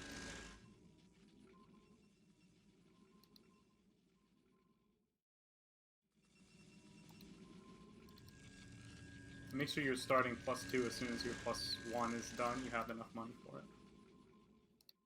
Templar Archives was late. Ah.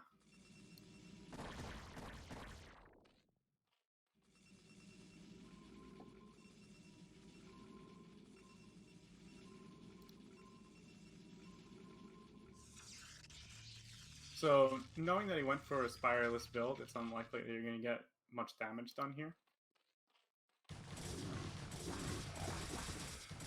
Killing these links for free is nice. But yeah, you can just back off. Get your Templars up.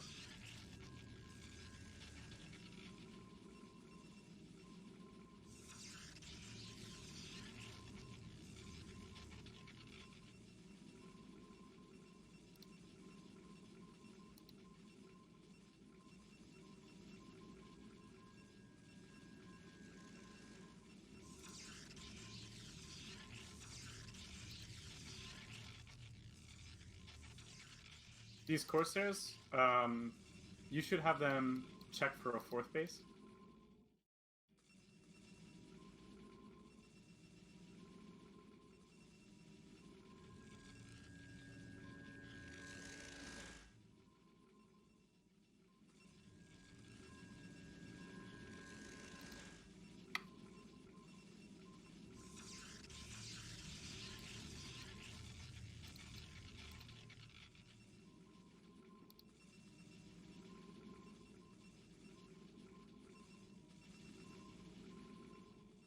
So you see that he's just on 3 base, and you're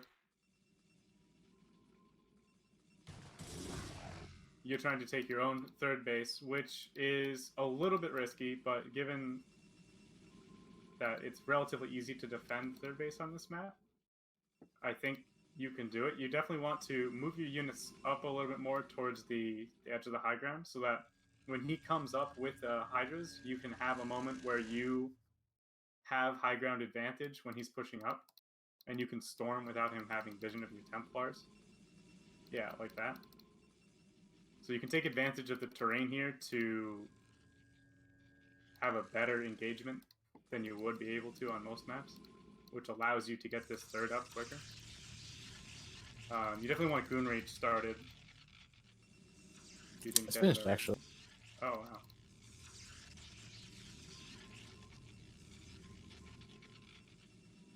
There's an overload in your main that I think is just scouting. And you see he's going to take his 4th base right now. So you should get more gates up right now. Just go up to 10 gates. I would say even cut probe production a little bit. Just transfer to your 3rd a few of your probes.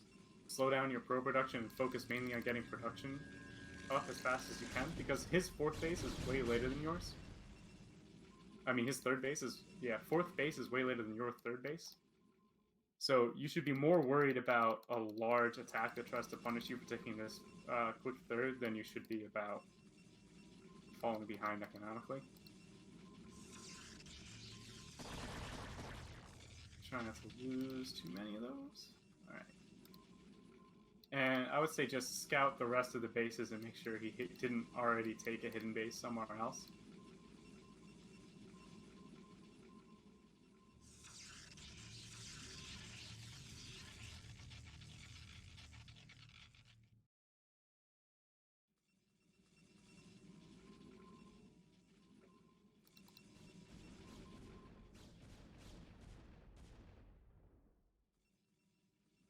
So yeah, those 2 gateways that are in production right now, leave a gap between those and the next ones that you build, so that there's room for the units to get out. Yeah.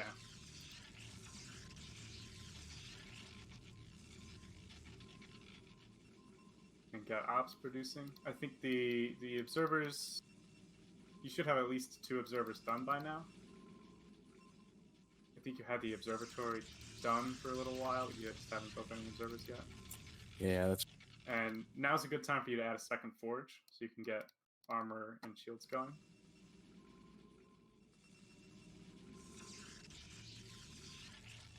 And again, you're not really under very much pressure here to attack. You just want to, once your obs gets out and you get another round of units, then you can start to push out.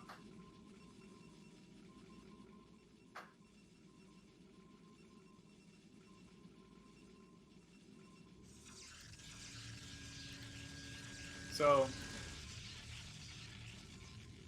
because your opponent is next to you as opposed to diagonal, I think the best way to go about this is move your army out towards his natural and see if he's doing another, like, see if he has a ton of lurkers on high ground like he did last time.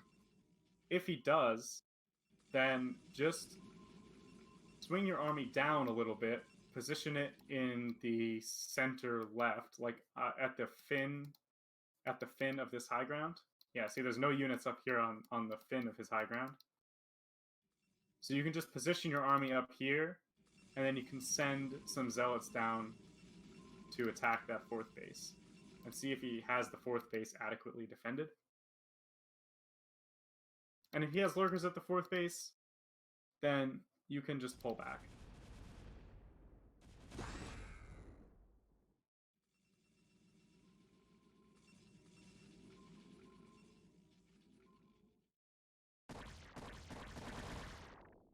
See, he's got plenty of units there, so because that base is so easy to defend for Zerg, because it's got small chokes, I wouldn't recommend going down there and trying to bust it.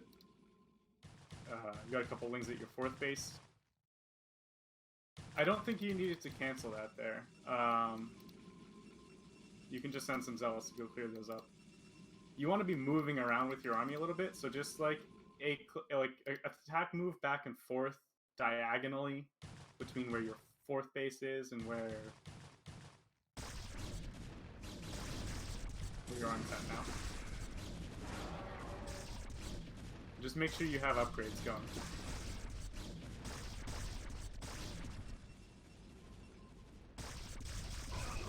Careful with your army.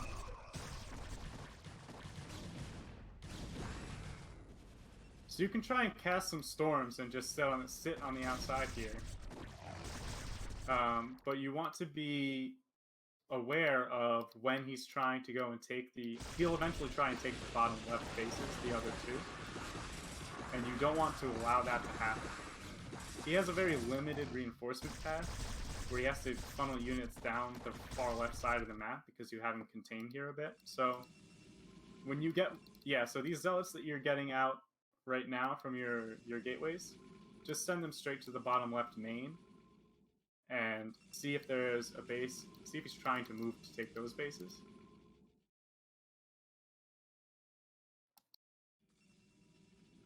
And these Templars that just came out, I would leave a couple of them, leave those 2 Templars in your natural, and build a couple more cannons. Because if he is taking the 2 bottom left bases, the main and the natural in the bottom left, you want to be able to go and stop that with your... You have a maxed army now. And you also want to take some more expansions.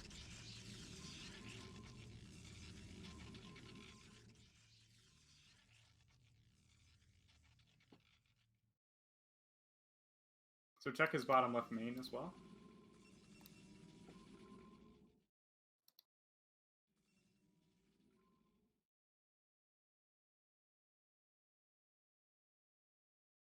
So he's built the bottom left main. You're gonna want to go deny that. He has some units at his bottom, has 4th base. So you may need more than those 3 zealots. I think you want to take your whole army and move it down a little bit, like move it down onto the high ground for his 4th base. Don't try and push into his 4th base, but move it down so that those 3 zealots can kill the hatchery without being interrupted.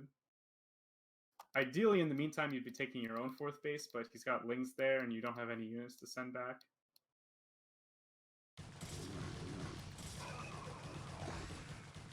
So make sure you kill that hatchery. Just send 1 group down there.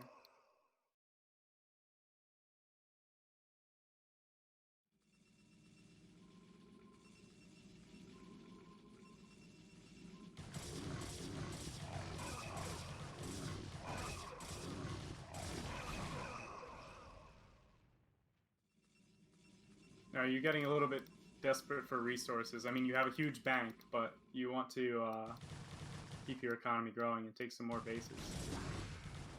So you're going to have to clear out the lings that are in the bottom right-hand side. So you can just send a few zealots back and leave the rest of your army patrolling. Now you see with that observer, most of his army is still on his high ground, but he's starting to move out for a counterattack, so you're going to want to pull your army back. And you have these Templar in your natural to storm with. They have plenty of storm energy because they've been sitting there for a while.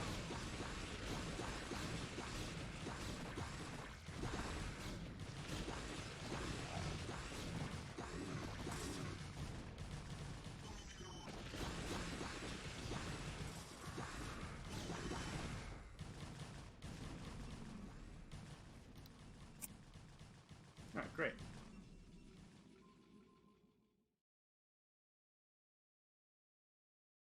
You got 1 ling in your natural killing all your probes.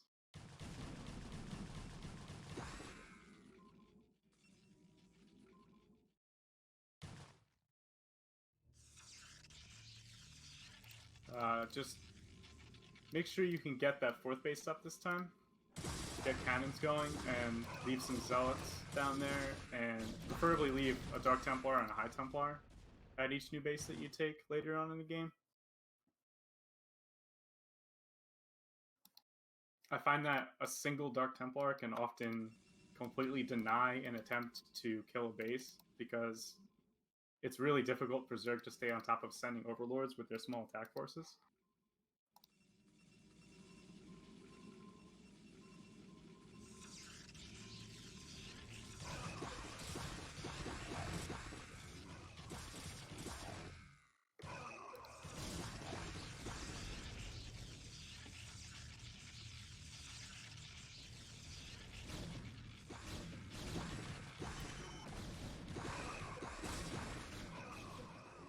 That army at the top side is going to want to retreat. The Dragoons.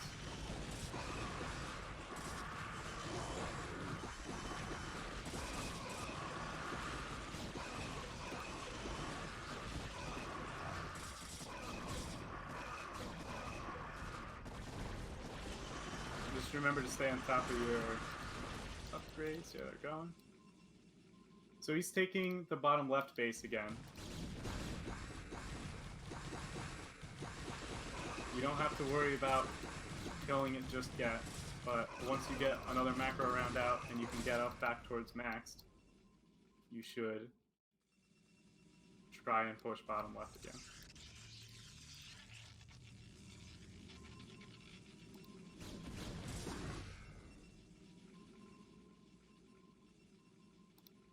At this point, you definitely want to focus more on Zealot Archon than Dragoons. You have a ton of gas banks, so you can afford... Archons are, like, for their supply and for their cost, they're the strongest unit that Protoss has against Zerg. It's not even close. So if you can afford to be building Archons, you should definitely have a few.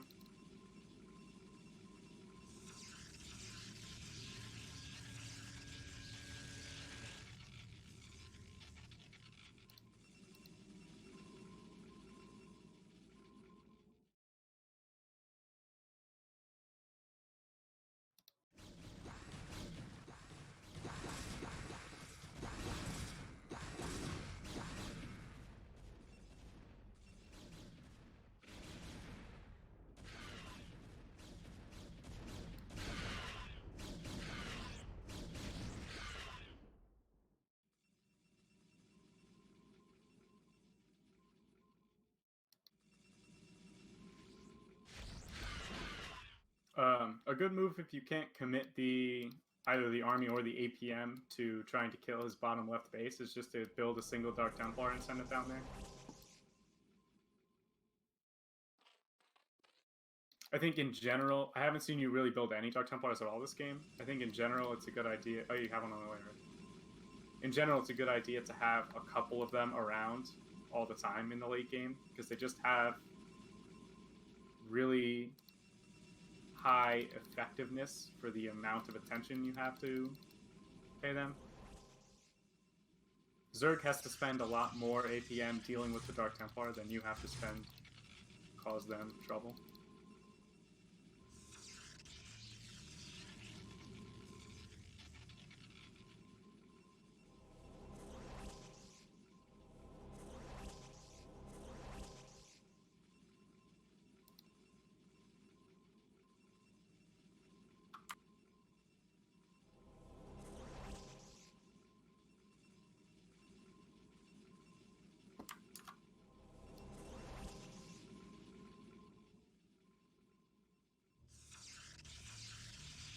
So you're maxed right now, and you're in a decent position where you're getting up to 5 bases. Your opponent, as far as you know, has also 5 bases, which means that economically, you're not in any kind of desperation. So you can just continue to defend. It would be useful for you to do some amount of harassment in the meantime, though, just so that you're not letting your opponent freely do whatever they want to do. So just try and be active on the map. That's why I'm saying just build some Dark Templars and move around with some Zealots. See if you can kill some drones, or you can get a shuttle and try to do some drops.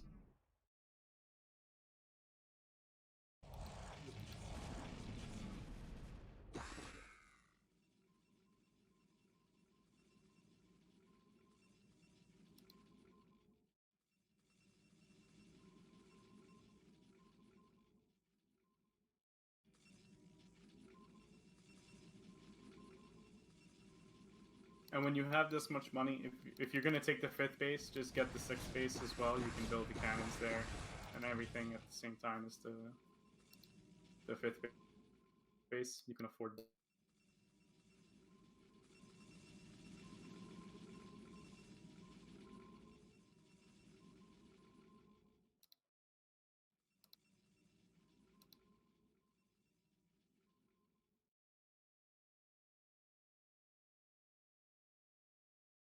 So now you see Protoss has taken the island bases. And you have no shuttles right now, as far as I can tell. I got one. You got one? Okay, great. All right. So if you can take out the island bases.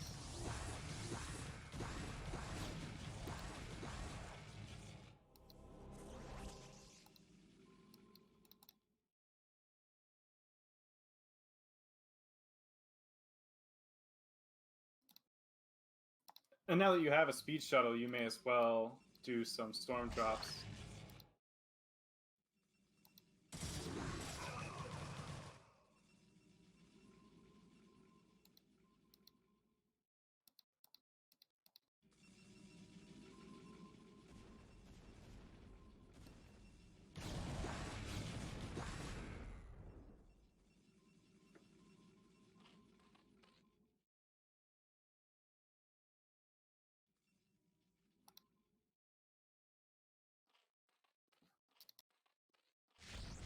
You see he's got the other island base. You can do the same tactic to take this one out.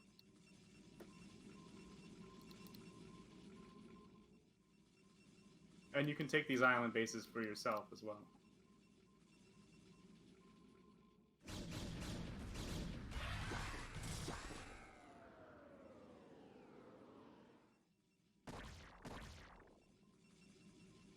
Also, you have 3 whole groups of army down here. Make sure that if he pushes up that you actually engage with all 3, because one of them is farther back.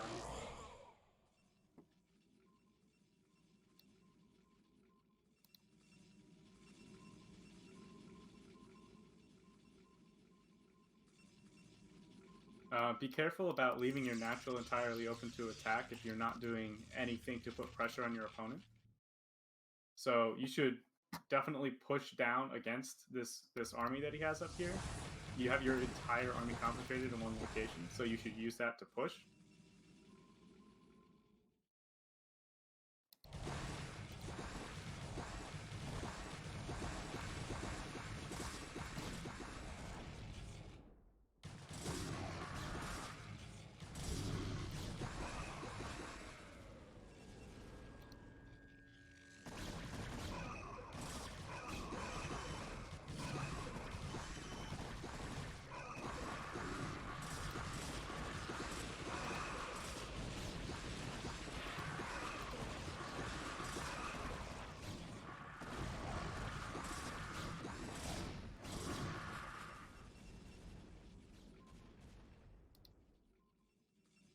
Oh, you see he's doing a muta transition, so you're going to want to get more Corsairs and probably start +1 air. You don't have +1 air, do you? No, I don't. Yeah, you should start +1 air, and you have no gas because you never transferred probes to the gas at the other main that you just took, and you never took the gas at the 6th base. You're going to have to move your army around to deal with this counterattack.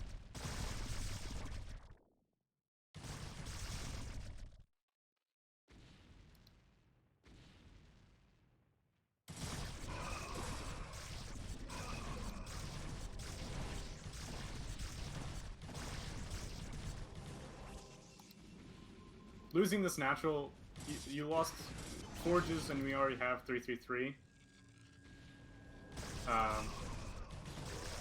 You need an observer before you can run in. But losing the natural by itself is not a big deal. You don't want to lose all these gates.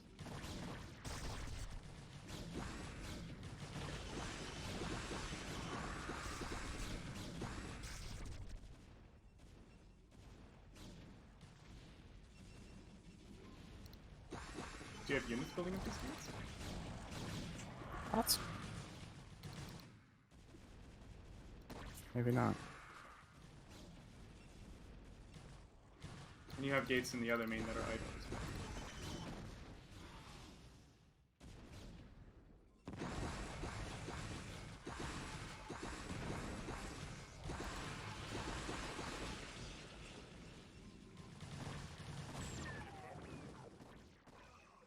Oh, this is bad. It is not ideal, I will agree with that. But you can continue to play from here. Just make sure you remake your temple archives and just make more gates in the bottom right. You really aren't losing that much by losing those.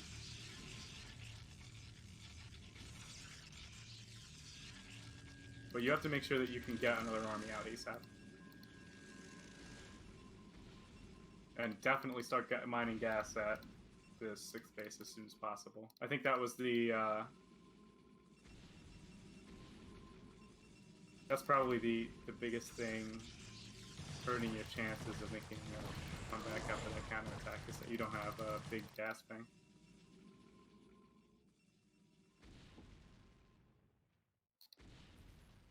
Yeah, it seemed kind of dead. Well, again, consider that you still have 7,000, 8,000 minerals, so...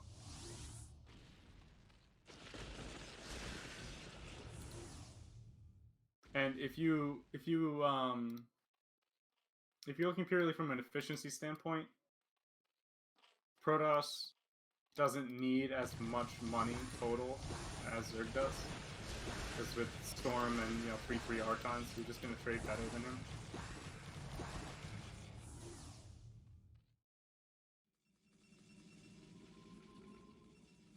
Definitely want to distribute your probes to the 6 bases well when you get a chance. And just make sure to keep macroing. Oh, did you lose the you lost the Citadel before you could rebuild the Temple Archives? Yeah, I did. That is, if you're ever in a situation in PvZ when you're at risk of losing your main, or they drop your main or something, the very first thing you should do is build a Temple Archive somewhere else, because without it, it's extremely difficult to... Like, you'll have a large gap in your ability to have a useful army if you can't build Templar. Because Archons and High Templar are like the core of your army, like that. So make sure you storm so you can survive this. But this might be too much. And again, because you don't have Templar, and you didn't have consistent macro at the end there.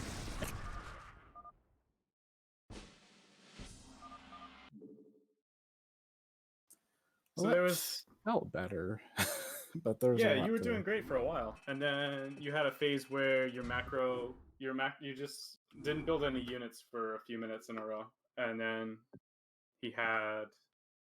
Bojack was consistently macroing during that period. So it's just like working on your mechanics, and then you can do more in the split map position. Split map is extremely hard to play mechanically.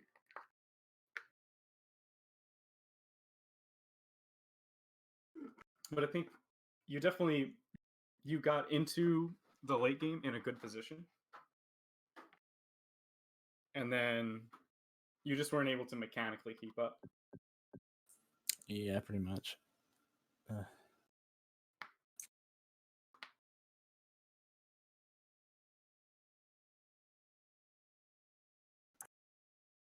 So for the beginning part of the game, you got your 3rd base up well before Zerg started their 4th base.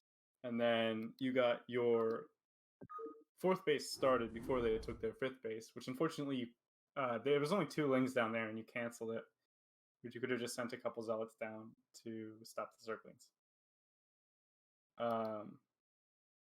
But you maxed out, I think, around the same time as Bojack, or a little before, which could have been a little quicker. But overall, I think you did fine up until 20, 25 minutes into the game, where you just had a big macro slip, and that's basically what cost you the game.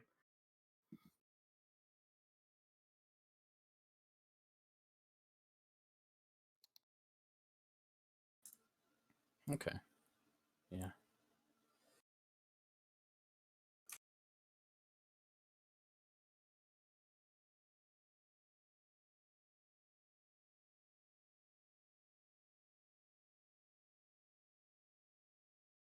I think it took me longer in PvZ than any other matchup to get to the point where I didn't have that kind of big macro slip at least once a game. Just because in PvZ it's so hard to keep all of your units alive if you're not paying attention to them. But with practice, you'll eventually get there. All Okay. right. That was really great, guys. If you guys want to switch to like a direct message call, you can coach him through the next game as well. But we're going to stream Keen coaching Bojack so that we have that other point of view on stream. So we're going to play one more game on Sylphid. Sounds good. All right.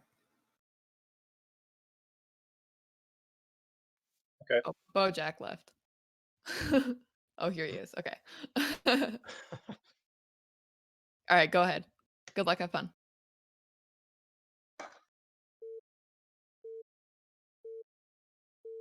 Okay, so yeah, just to start off with this game, make sure you concentrate on getting your gas around 230 to 240. It's a neural over the scout, of course. And this game we will actually go the regular Spire rather than Spireless, because you saw how Spireless is still strong, but it really hurts to not get the scouting information from Scorch. For sure. Because just as Tim was saying, like, we didn't have 100% great idea of when he took when we finally got our Lings over there. He'd already taken it. Yeah, otherwise it was up place.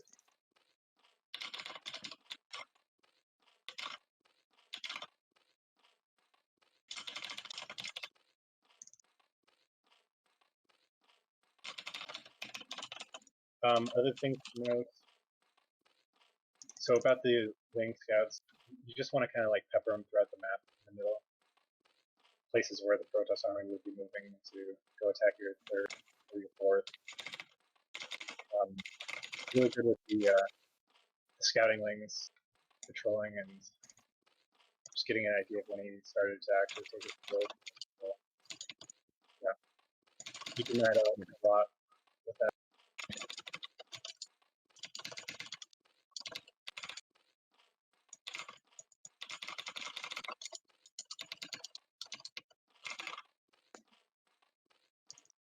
So pretty fast probe.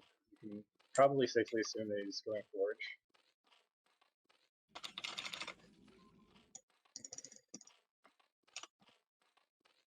And you see he's at bottom left. You see the Forge. Right. Okay, so I don't need this drone scout anymore. Yeah, yeah. Just get your natural time. So 1 lane, 2 drones, you know the drill. Then go up to 14 drones.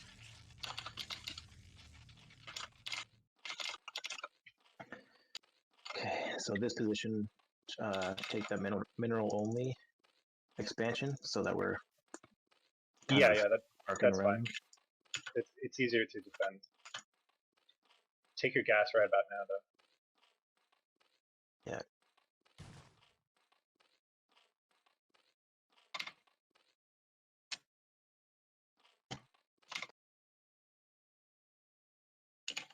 So yeah, once you get your third down, drones will run. Just make sure also, like I said, well, first of all, make sure you save enough minerals so when you get 100 gas, you can get your lair started.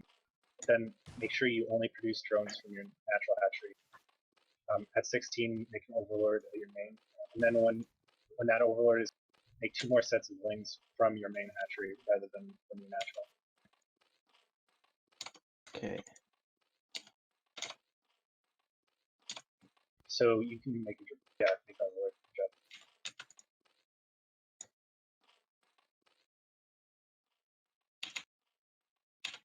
To your left. And you actually have 10 drones mining in your main, so transfer 1 from your main to your natural.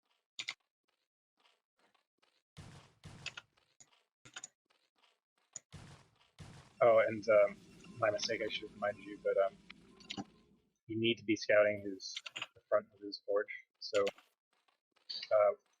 send 1 ling. You don't need to be chasing with these 2 lings. You're not accomplishing anything. Send 1 to the front of his base. Okay.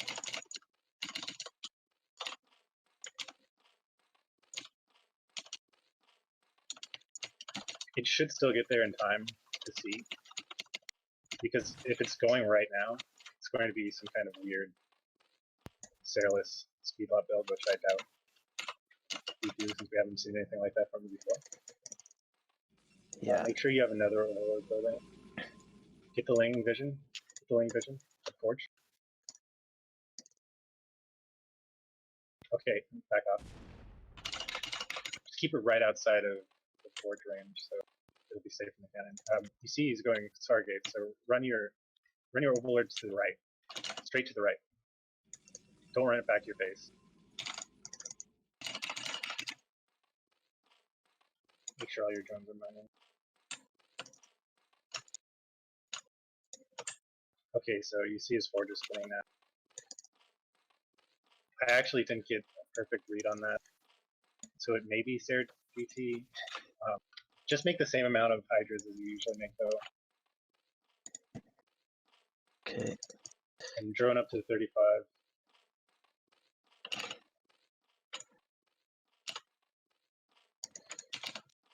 Okay, that's fine too. Yeah, just keep droning up. Keep your den. Keep your evo. Keep your natural gas. And you're going to need a few more drones. Your drones are your third, or they're fine. Okay, now stop drone production.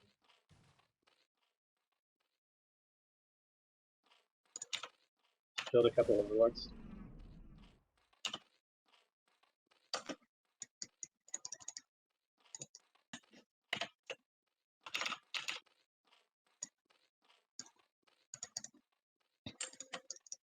And when your spire is finished, immediately build Scourge. The overlords at the front of your natural, kind of run them back a little bit, just get a little bit of space. Is that not a Stargate? Is that actually... No, it was a Stargate. I saw it. Okay. I'm just confused.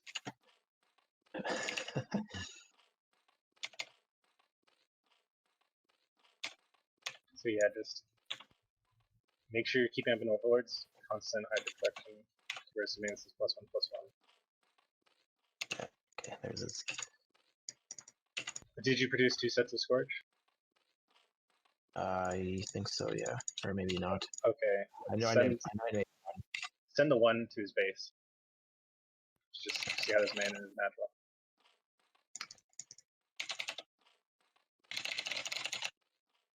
Just keep up on hydro production. Make sure you're getting your range right when speed is finished. Oh, I'm sorry. Make sure you started your overlord speed in your +1 range weapons. Yeah.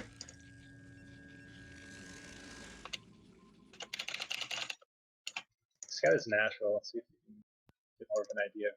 Okay, he's moving out with zealots. Send the rest of your lings out to try to get an idea of which base it's going to. Get all of your hotkeys with hydras ready. Okay, back off.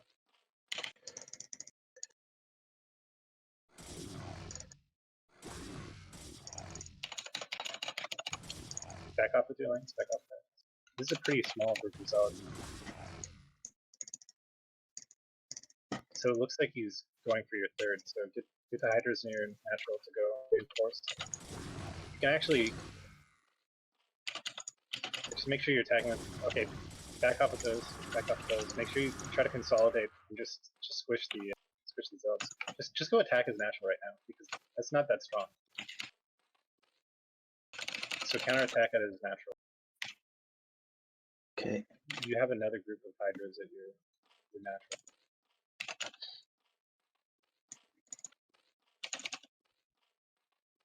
But otherwise, start droning behind this and get your 6 hatch ready.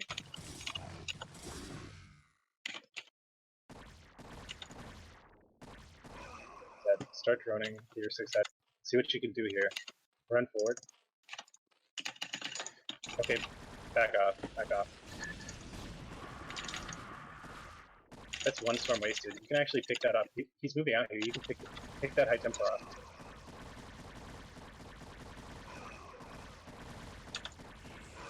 So he has 1 storm left, I think. So see if you can actually do some more damage.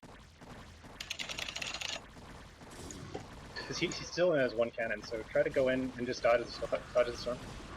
Okay, he has 2 more storms, so probably back off.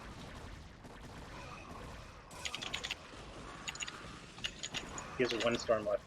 You can actually overpower him here. If you dodge the storm correctly, just start pumping hydras. You've made enough drone. Just start pumping hydras and rally them. Split your hydras there. Okay. GG. Good job. Alright.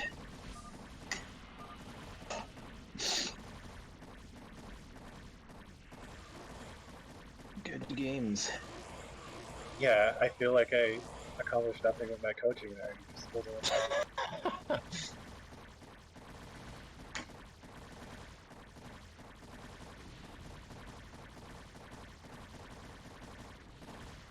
Alright, guys. We can get Lise back in here as well.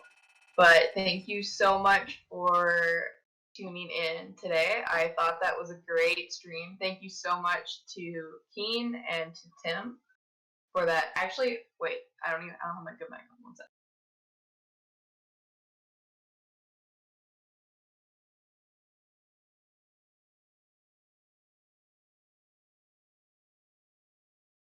I have to unplug my keyboard to plug the mic in because of reasons. So Big rip. Big anyways, rip. yeah. But yeah, thank you so much to both of the coaches for coming on and both of the players for both playing the best of 9 and like consenting to being live coached on stream and going over replays on stream because that's always kind of a tough thing to do. I hope you guys enjoyed it. We haven't done a lot of streams like this, so if you enjoyed it, please let me know and we'll try and make more content like this in the future. Let us know what you liked, let us know what you didn't like. And we'll try and fix it for next time. Be sure to tune in on Monday at 2 p.m. EDT. Right here, we have another TVC Apocalypse match, best of 9 between Shroom and Silver. So that's tier 0, best of 9. And then we have Cryok is doing a Terran Masterclass on Wednesday at 1 p.m. EDT, which is also going to be on Lee's stream. So be here on Wednesday. And then on Thursday, we have another Apocalypse show match at 1 p.m. EDT between Mars and Sheep, which is also TVZ. So lots of stuff coming up next week, considering we kind of took a little week break there, but lots of stuff coming soon. So stay tuned. And thanks for tuning in today. What do you have to say, Lise? I thought that was great. Honestly, I really enjoyed that stream. Very enjoyed, especially the stuff about the 3 hatch hydra. That was just really good stuff. I felt like, for me personally, that's something that I really struggle with a lot. And like Strom said, everybody, thanks for tuning in. We really appreciate your support.